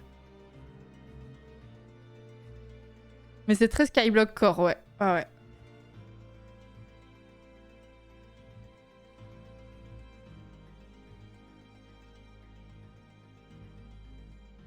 Mais écoutez, moi en fait, par contre, je trouve pas ça cringe en mode c'était la mode d'une époque.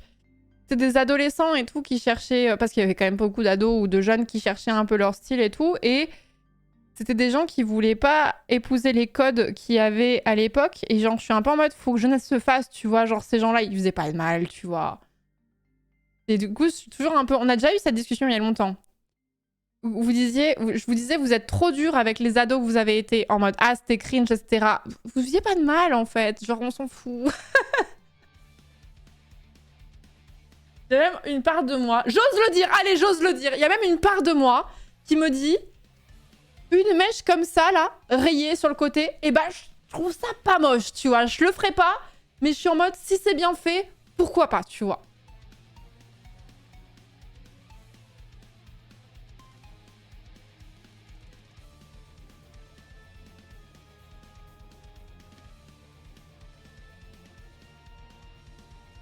Mais oui, c'était la queue de lémurien, ouais. Même en Donation Goal. Faites pas les cons. Non. C'est daté quand même. Bah oui, mais c'était une mode qui a 20 ans en fait. De la même façon que bah, les années 80, quand on regarde le style des années 80, on est en mode ah ouais, c'était autre chose quand même. Mais vous inquiétez pas que le style qu'on a en 2025, en 2045, on sera en mode PTDR. Hein.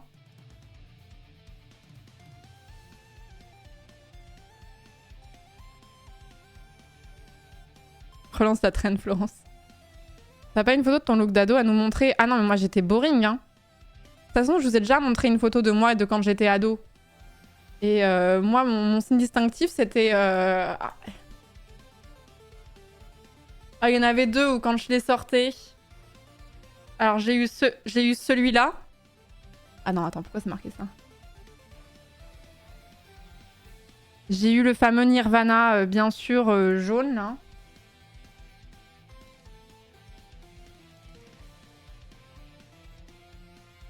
J'ai permis une photo de moi, mais celui-là, je l'ai eu. Celui-là, je l'ai eu, j'en étais très fière. J'en étais très, très fière. J'ai eu celui-là, quand j'étais ado. Comment oublier? Il est où? J'ai eu celui-là, bien sûr, aussi. J'ai eu d'American Idiot. Évidemment. Évidemment, je l'ai eu. Mais alors... Ma pépite, c'était celui-là.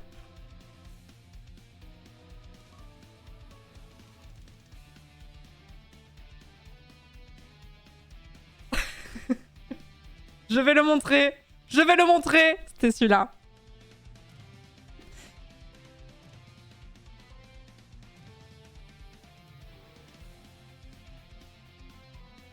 Le poulet. Oh la chance.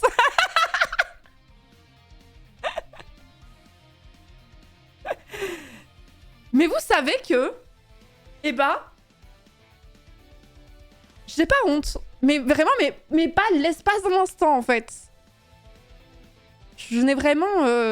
voilà, je trouve... Vraiment, je réécoute régulièrement My Chemical Romance et à chaque fois, je me dis, mais c'est toujours banger, en vrai. Je suis désolée, mais si ça sortait à l'heure actuelle, je serais toujours fan, en fait.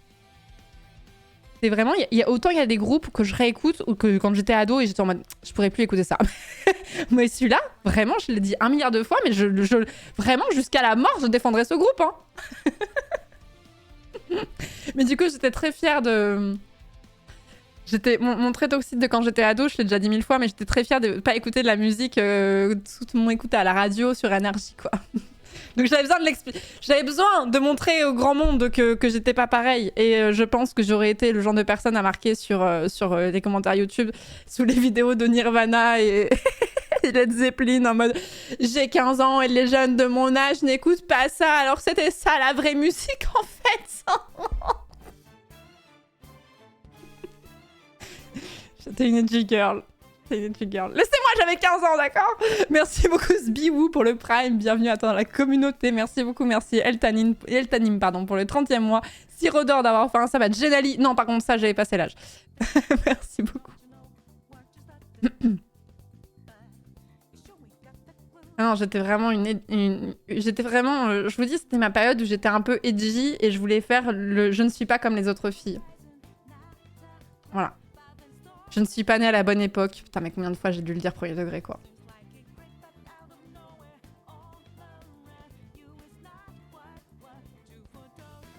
Ils sont tous sur Justin Bieber, j'en ai marre. Bah en fait, Justin Bieber, j'étais déjà un peu plus vieille quand c'est sorti. C'est quoi le premier... truc qui a bien marché de Justin Bieber? C'était Baby ou on avait eu d'autres avant? Il me semble que c'était Baby, hein.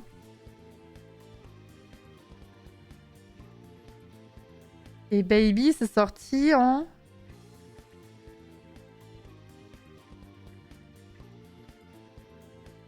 Baby, c'est sorti en 2010. Donc en 2010, j'étais déjà un peu... J'avais déjà bien 16-17 ans, je crois. J'avais bien 16-17 ans. Et du coup, j'étais un peu trop vieille déjà pour être fan de Justin Bieber. T'as eu une époque tectonique? Non, non. J'avais un mépris total pour les gens qui faisaient de la tectonique, évidemment, bien sûr. J'étais une ado chiante, hein. Que t'as eu une période K-pop, Florence? Alors oui. Il y a 2-3 ans. Mais j'en écoute toujours, hein. Par contre, je suis pas à fond comme vraiment les vrais fans de K-pop qui vont à plein de concerts différents, qui apprennent les chorés, etc. et tout. Mais je suis toujours dedans, hein. Je suis toujours dedans. J'assume tout, moi. Le seul truc que j'assume pas, c'est la meuf edgy de quand j'étais ado, en mode je ne suis pas comme les autres filles. C'est le seul problème que j'ai. Que tu es dans les dramas intergroupes. Non, j'ai pas passé ce cap-là. Non, par contre, moi, le truc qui me turbo-saoulait, c'était Tokyo Hotel à l'époque.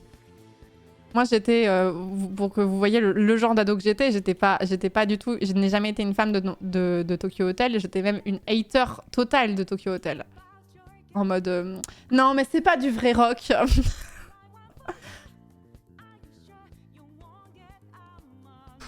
C'est pour ça quand je vois des ados qui ont 15-16 ans, qui ont des réactions de cons, je me dis...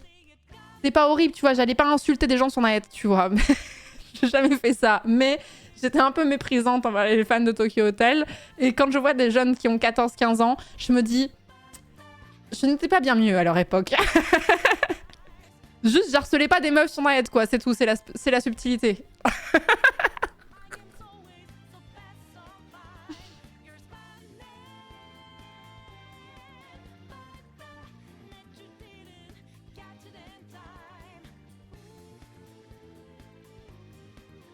La parole de lit, Tokyo Hotel a jamais dans mon cœur, c'est vrai? Le nombre de meufs de mon collège qui ont fait LV2 allemand par amour pour Tokyo Hotel. Ah non, il y a beaucoup, hein. Je suis sûre même qu'il y a des gens dans le chat qui ont choisi LV2 allemand avec ça. Non, mais c'était vraiment notre génération. C'était fou à quel point il y a eu un boom de LV2 allemand grâce à Tokyo Hotel. C'est vraiment une folie. Merci beaucoup Dennis Brofoul. Merci beaucoup pour le 2e mois de sub. Merci beaucoup. Merci Maëtor pour le 11e mois. Moi, c'était pour la choucroute.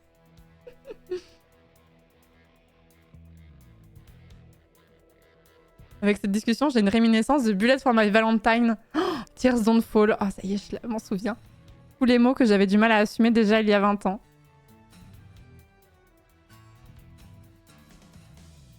Non, mais c'est trop dommage qu'on n'ait pas la piste 6, mais il y avait des trucs... J'avais dit un jour qu'on ferait un live comme ça, genre playlist d'ado. Faudrait qu'on le fasse.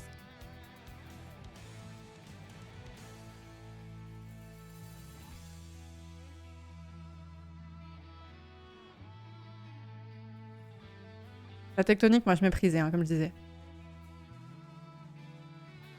Moi, j'avais un peu un mépris pour la tectonique. Mais en gros, de toute façon, j'étais ce genre d'ado, comme je vous décris. Hein. J'avais un mépris pour tout ce qui était à la mode, globalement. Voilà. C'est très agaçante.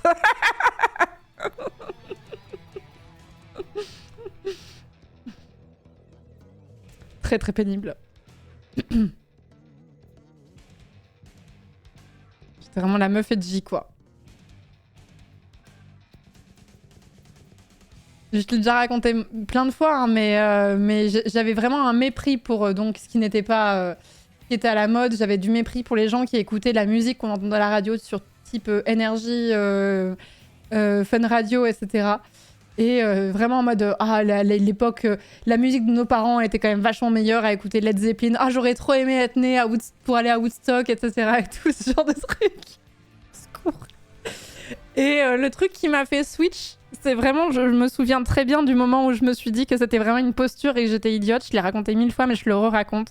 J'avais un mépris intersidéral pour Lady Gaga. Parce qu'en fait, à l'époque où j'étais encore comme ça, c'était vraiment le premier album de Lady Gaga. Elle venait tout juste de se faire connaître avec Poker Face et Just Dance.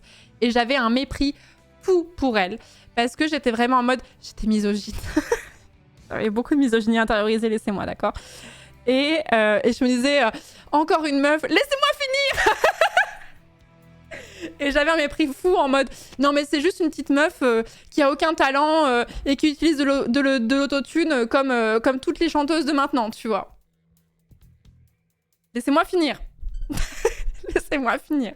Et un jour, je tombe sur Lady Gaga qui... En fait, non. La vérité, c'est qu'en fait, je regardais les clips qui passaient sur la chaîne de la TNT, je sais plus laquelle, et à chaque fois qu'il y avait du Lady Gaga, je regardais jusqu'au bout quand même. Parce qu'en fait, mon cœur n'était pas... J'étais pas en paix avec moi-même, j'étais pas encore prête à assumer. Et un jour, je suis tombée sur une vidéo YouTube, je m'en souviendrai très longtemps, une vidéo de Lady Gaga qui passe sur Taratata et qui fait une reprise au piano d'une de ses chansons. Et là, je me dis... Mais en fait, la meuf, elle sait faire du piano, mais genre, elle sait trop bien en faire. Et là, elle a aucun autotune ou ce genre de choses. Et sa voix est juste exceptionnelle, en fait. Non, c'était pas Bad Romance, c'était... putain. C'est son premier album. Je peux pas vous la faire écouter, sinon je vais me faire strike. Mais pas Poker Face, c'est Nothing Else I Can Say, je crois. Nothing Else I Can... C'est ça.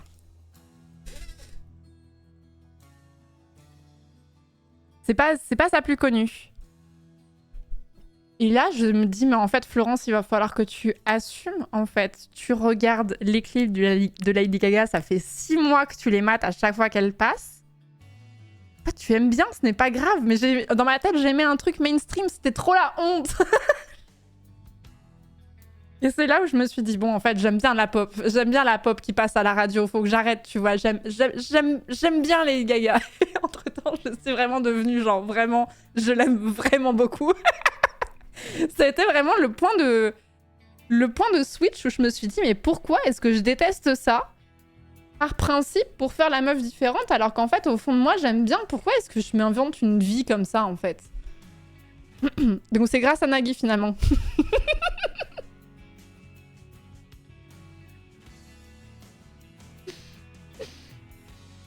Voilà. J'ose pas demander l'avis de toi, ado, sur le rap. Non, non, mais vaut mieux pas, Alice. Non, on n'a pas besoin d'avoir cette discussion-là. Vous prenez Madonna, Lady Gaga et Chappelle Rowan, c'est la même vibe, juste que ça traverse le temps. En fait, j'avais vraiment un mépris pour la pop qui passe à la radio à partir du moment où j'ai regardé cette vidéo de Taratata et que je me suis dit, mais en fait, la meuf a vraiment un talent de fou. Et je continue de le penser, que ses premières tracks étaient bien, mais je préfère largement ce qu'elle a fait après, qui donnait beaucoup plus de place à la voix qu'elle a que sur Poker Face ou Paparazzi ou ce genre de choses qui ne rendent pas vraiment hommage. Enfin, je trouve que ces musiques-là sont vachement moins intéressantes que ce qu'elle a fait ensuite, tu vois. Et c'est là où j'ai commencé à aimer la pop qui sortait à ce moment-là et me dire, bah, en fait, j'aime bien aussi Beyoncé, j'aime bien aussi Ariana Grande. Bon, ça, c'est arrivé bien plus tard. J'aime bien toute cette vague-là, en fait. Ils ok, quoi. Bloody Mary est géniale, je trouve. Elle est incroyable, celle-ci.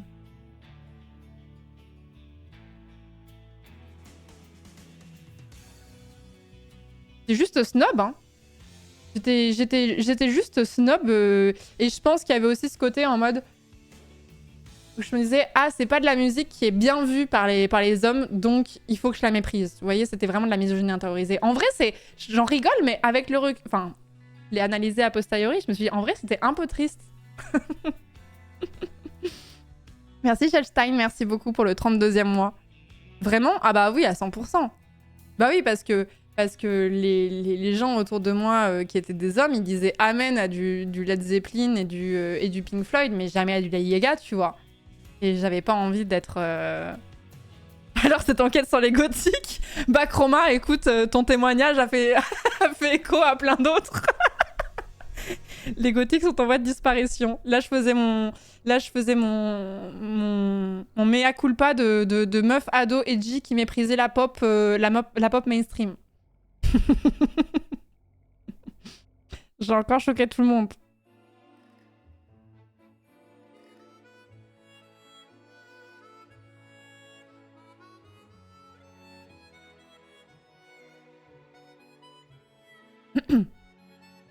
Vrai, je peux pas juger, j'étais pas loin de ça. Bah en fait, comme je dis à chaque fois, moi, quand j'étais ado, on n'avait pas du tout ce discours aussi qui était aussi... ce discours qui était féministe et tout ça. Et du coup, j'avais complètement intériorisé le fait qu'il fallait que je méprise les trucs de meufs. Dans le sens, il fallait pas...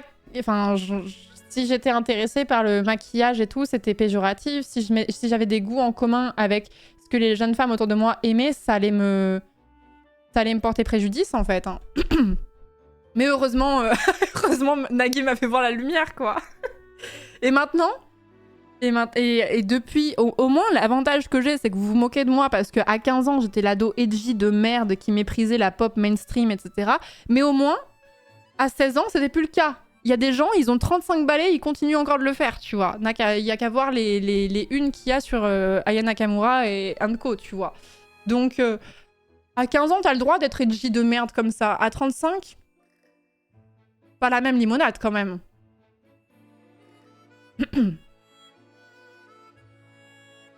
Ouais, j'étais la meuf bien qui ne se comporte pas comme une fille, voilà, c'est ça. Des fois, t'en croises en soirée, c'est comme contempler les abysses. J'arrive pas à faire mon Shazam, c'est quoi la musique, au secours? J'arrive, ne panique pas. C'est Octopus Strazzler. Elle s'appelle Tressa The Merchant. The Mercant, je pense qu'on dit plutôt même.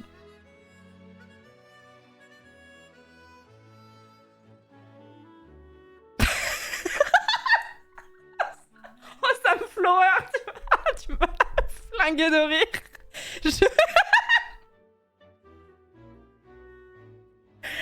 Je méprisais Lady Gaga, Beyoncé et Britney en public parce que j'avais trop peur de dire que j'aimais et qu'on me dise encore plus, t'es homo toi, non?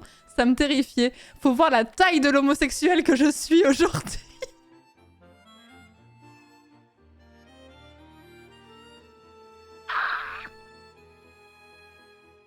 La taille.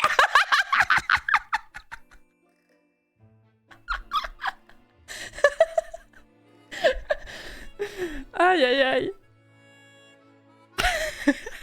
Genre, il y a Karine Le Marchand qui a les pop.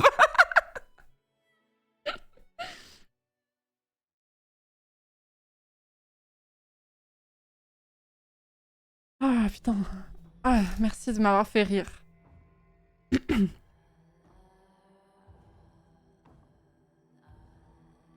sais pas si je vais m'en remettre. Oh que t'es mignon toi. Mais je pense qu'on a beaucoup à avoir été des ados comme ça, un petit peu des edgy de merde, à mépriser ce qui était populaire pour faire genre on était différents, alors qu'en fait tu te construis dans la norme, mais juste en opposition par rapport à la norme. Mais c'est quand même la norme qui dicte ta personnalité, même si dans le sens inverse. Ça fait sens ce que je dis ou pas?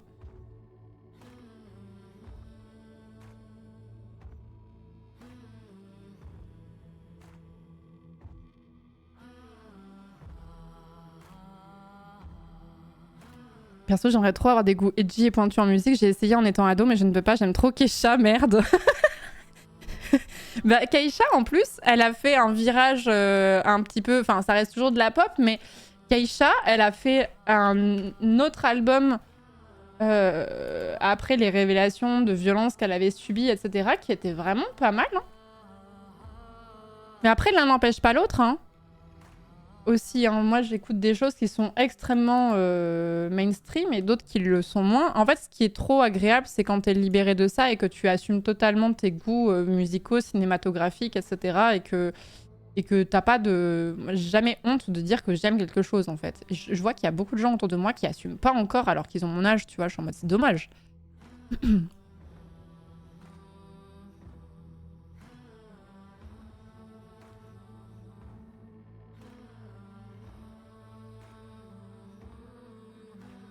Ah ouais, je sais pas si Rodor, Katy Perry continue à bosser avec l'ex-producteur de Keisha. Ah ouais? Tellement dommage de se limiter à un seul truc, genre il y a des bangers dans tous les styles de musique. Oui, le seul truc auquel mon cœur reste fermé et pourtant j'ai essayé, c'est le reggae. Le reggae et la... Si le reggae, je dis ça, mais il y a quelques-unes Franchement, je veux vraiment faire la normie as fuck, mais il y en a quelques-unes de Bob Marley qui passent, tu vois, mais genre je m'écouterai jamais 2 heures de reggae. Et le style musical pour lequel il y en a aucun qui passe, c'est la country. Mais je pense que c'est culturel. je pense que c'est culturel. Non, le métal, je suis pas une très grosse connaisseuse de métal, mais il y a des trucs que j'aime bien, tu vois. Mais la country, ça ne passe pas. J'ai un brainworm qui était un live de Chrono, Pampan et Ronard qui classait les styles musicaux. Qui avait dit de la country que c'était de la musique de raciste. Je suis en mode... En vrai.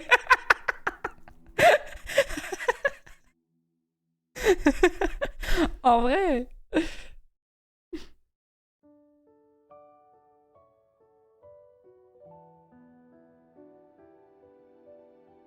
Voilà, c'est très très républicain quoi. La musique classique, si, moi j'aime tout.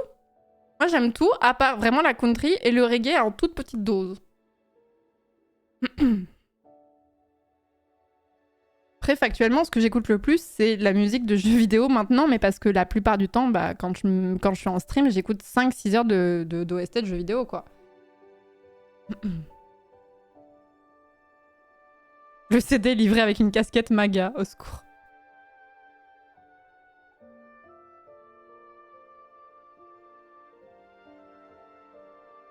C'est quoi ta musique classique, bref? J'oublie toujours le nom de l'artiste.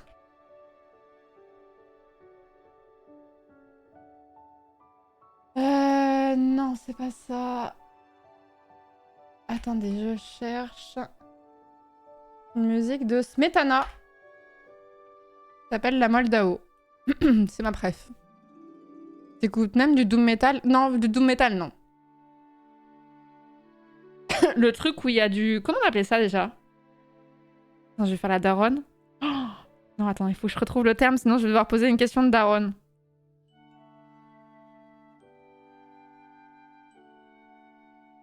Quand il grogne... Le scream, je crois que c'est ça que j'aime pas. Le scream, je suis pas très fan. Sois la daronne que tu as toujours voulu être.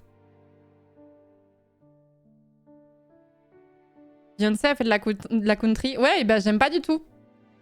Vraiment, j'avais essayé d'écouter et quand elle a fait son album de country, j'étais en mode... Tout le monde était en mode franchement banger et moi j'étais en mode... Ah, pas fan. Hein. Embrace sur Inner Suzanne. T'aurais pas pu mettre un pire message dans le chat, Axam, je pense.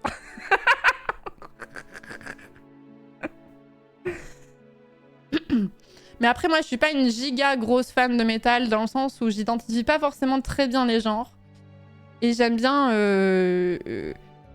généralement, le métal que j'aime bien, c'est en fait, c'est des vieux trucs, quoi. C'est vraiment... Ça va être du Metallica Handco, en fait.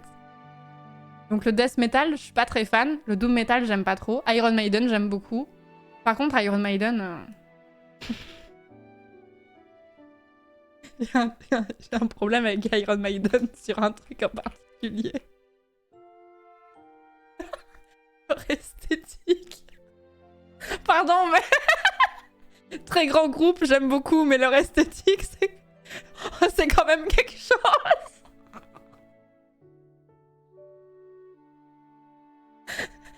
Ah ouais, c'est... Wow.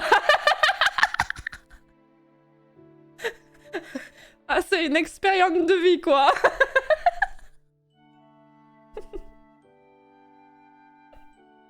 C'est vraiment quelque chose, ça, je trouve. J'ai oublié le nom, d'ailleurs, de leur squelette. Il a un nom, je l'ai oublié. Ah, cet album, je l'avais quand j'étais ado. Eddie, ouais, c'est ça. Eddie. J'aime beaucoup plus Kiss, par exemple. Moi, j'aime beaucoup Kiss aussi. Il y avait un album, il y avait un truc, c'était plus du glam rock, ça. Il y avait un groupe, mais en fait, j'ai l'impression qu'il y a plein de gens qui connaissent pas, alors qu'en fait, c'était assez culte à l'époque. Et que ça a pas forcément... C'était un album des New York Dolls. Que j'ai saigné, sa mère. Je l'ai saigné, cet album. Mais c'était du glam rock, et j'ai l'impression que son père connaît, alors qu'à l'époque, c'était genre giga culte. New York Dolls, ça c'était l'époque où, vous savez, il y a un truc qui me fan, c'est les réacs qui aiment trop dire ah les hommes machin ils sont plus virils de nos jours, etc., en montrant des artistes de notre époque qui portent du maquillage, qui portent des jupes, etc. et tout. Oh, ces gens-là ont oublié que le glam rock existait, en fait, juste une folie. C'est eux maintenant. C'est un peu rigolo.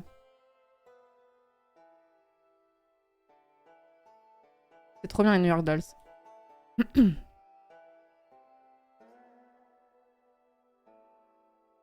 Dance of Death de Maiden, la pochette la plus immonde d'un groupe connu. Oh putain, vas-y, faites péter les pochettes d'albums moches là.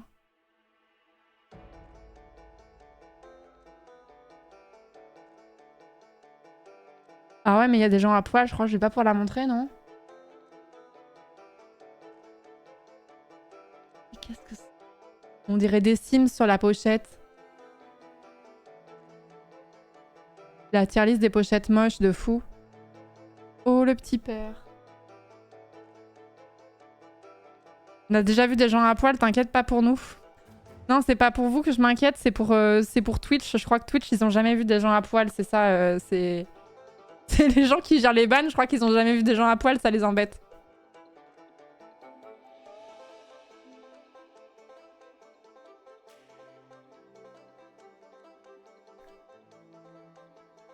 Célie de Thérion, ça je connais pas par contre.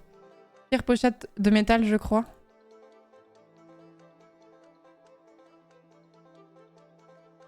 Oh, ah ouais. Ah ouais, non mais là...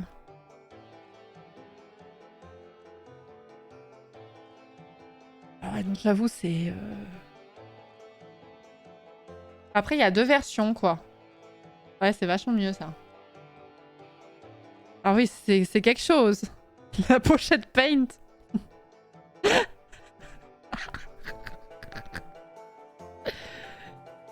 Ah, c'est vraiment pas beau, hein. La DA Morrowind.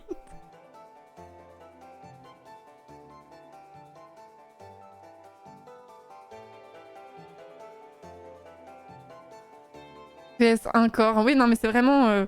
Ouais. C'est quelque chose.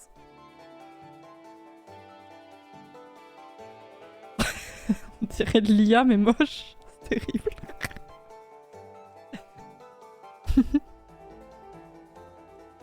Nemester de Babes in Toyland. Mais vous me sortez des trucs vraiment obscurs, là, non?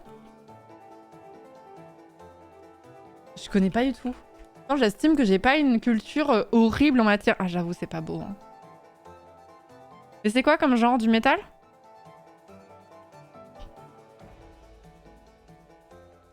Vous savez ce qu'on disait tout à l'heure sur la couleur? On disait, en vrai, les couleurs, ça va tout bien ensemble. J'ai peut-être changé d'avis.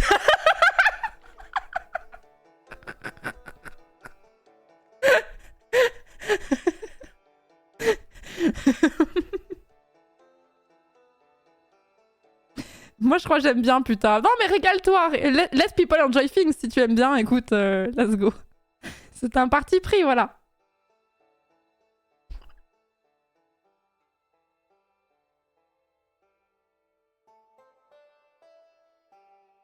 Ça fait peut-être un fantôme de fête foraine, c'est vraiment ça, ouais. Ça fait très vieux point and click.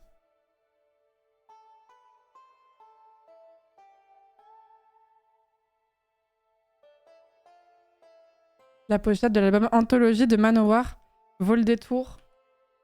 Non, je réfléchis au pire. Ah, mais est-ce que celle-ci, je peux la montrer?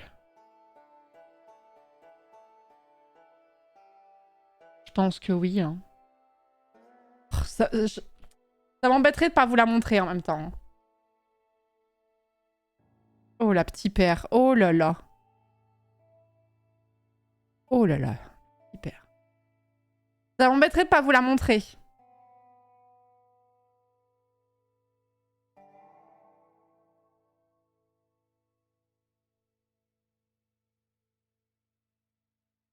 Elle est intense. Elle est intense.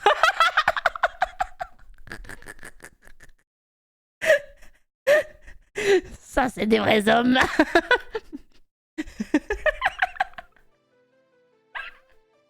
Testostérone.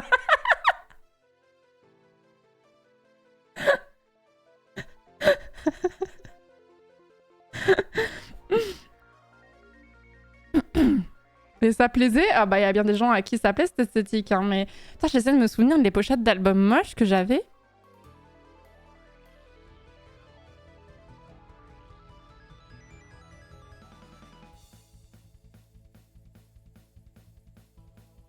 C'est l'original album de The Beatles, Yesterday and Today. C'est très dérangeant. Putain, je crois que je l'ai jamais vu.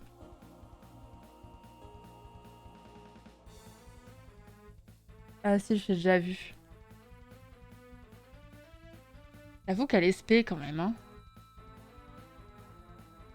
J'avoue qu'elle est vraiment spé celle-là. Le problème c'est que franchement...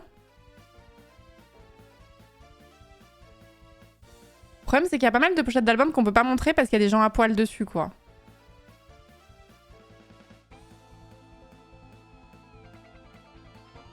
Oh, c'est quand même quelque chose. Hein. Ils sont allés chez le boucher, ils ont dit on voudrait un os, s'il vous plaît, un os à moelle.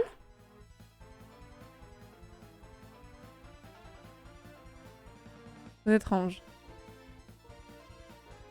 Les Beatles, c'est aussi Magical Mystery Tour. Ah, attends.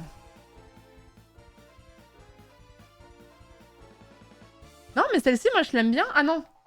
Merde, c'est pas celle-ci.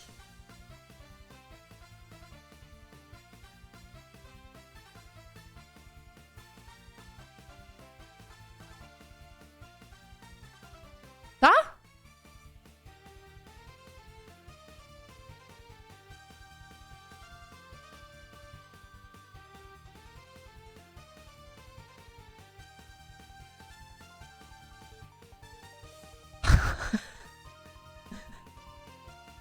C'est du shitpost, non?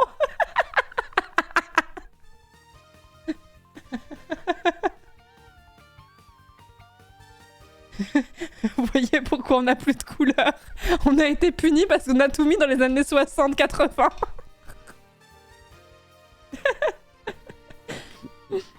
Qu'est-ce que je regarde? On sait pas, on sait pas. Hein.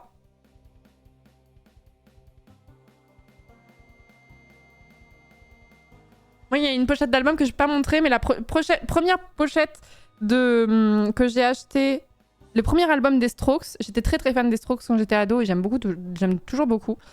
Mais je peux pas vous la montrer parce qu'elle est pas streamable, mais le premier album,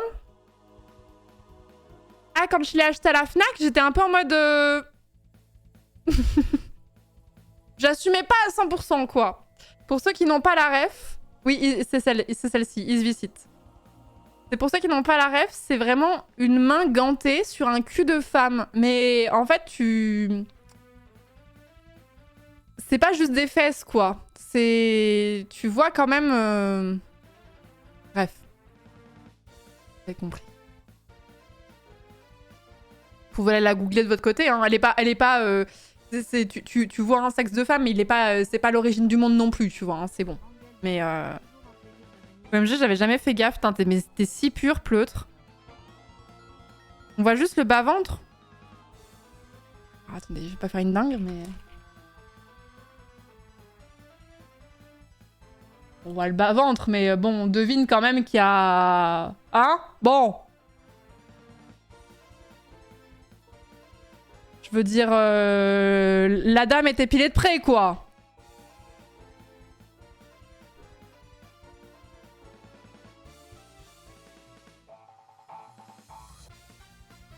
Je m'attendais à pire. Ouais, mais dans le doute, on va pas la montrer sur Twitch quand même. Parce que je rappelle que les modérateurs... Enfin, pas les modérateurs de cette chaîne, mais les modérateurs de Twitch tout court n'ont jamais vu de femmes nues, donc... Tu parles pas de l'album d'Indochine? Non, non, je parle de l'album des Strokes, le premier.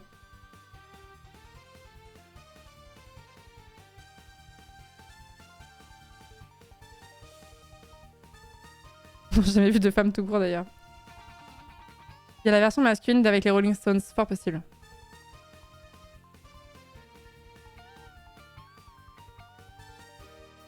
Du quoi, métal, les Strokes? Rock progressif. Je vais vous faire une confidence, j'ai jamais trop compris ce que c'était que le rock progressif. À 100%, genre. Ils disent sur Wikipédia que c'est du rock américain. Il élève sa renommée dans le début des années 2000 comme l'un des groupes phares du renouveau garage rock et du post-punk revival. Ouais, c'est du rock indé, mais en vrai, rock progressif, on mettait tout n'importe quoi dedans, non?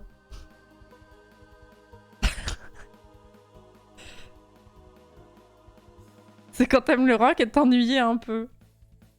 Putain, mais franchement, on n'a pas de chance, nous, les fans de rock. En vrai, on a vraiment pas de chance parce que s'il y a bien un genre qui est en train de mourir depuis facilement 10 ans, c'est bien nous, quoi. Et maintenant, tout le monde chie sur le rock en mode c'est trop chiant comme musique et je suis en mode moi, j'aime toujours. Qu'est-ce qu'on a eu en 10-15 ans là? Rien. Maneskin, c'est tout. Enfin, quel groupe, hein, mais comment ça, chiant? Bah, je sais pas, moi, je suis pas à cette école, moi. Moi, j'aime toujours beaucoup le rock, tu vois, mais... Qui chie sur le rock? Beaucoup de gens.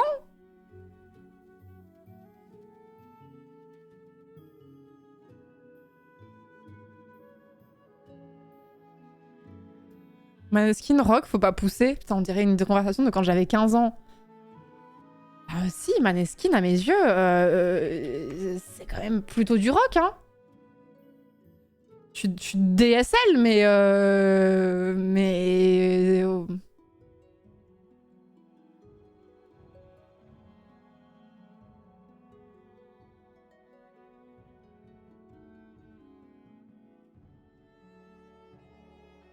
Les groupes contre débiles se font tous cancel les uns après les autres en plus, ouais.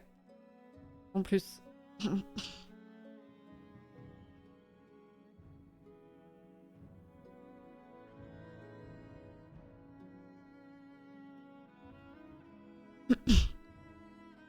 Je pense que les Japs chient pas sur le rock, il y a plein d'opening rock.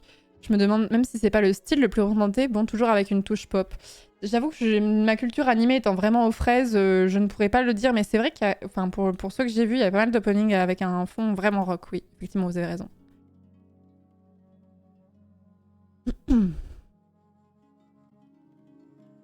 Royal Blood fait du bon taf ces dernières années, je crois. Je suis passée complètement à côté, j'irai checker.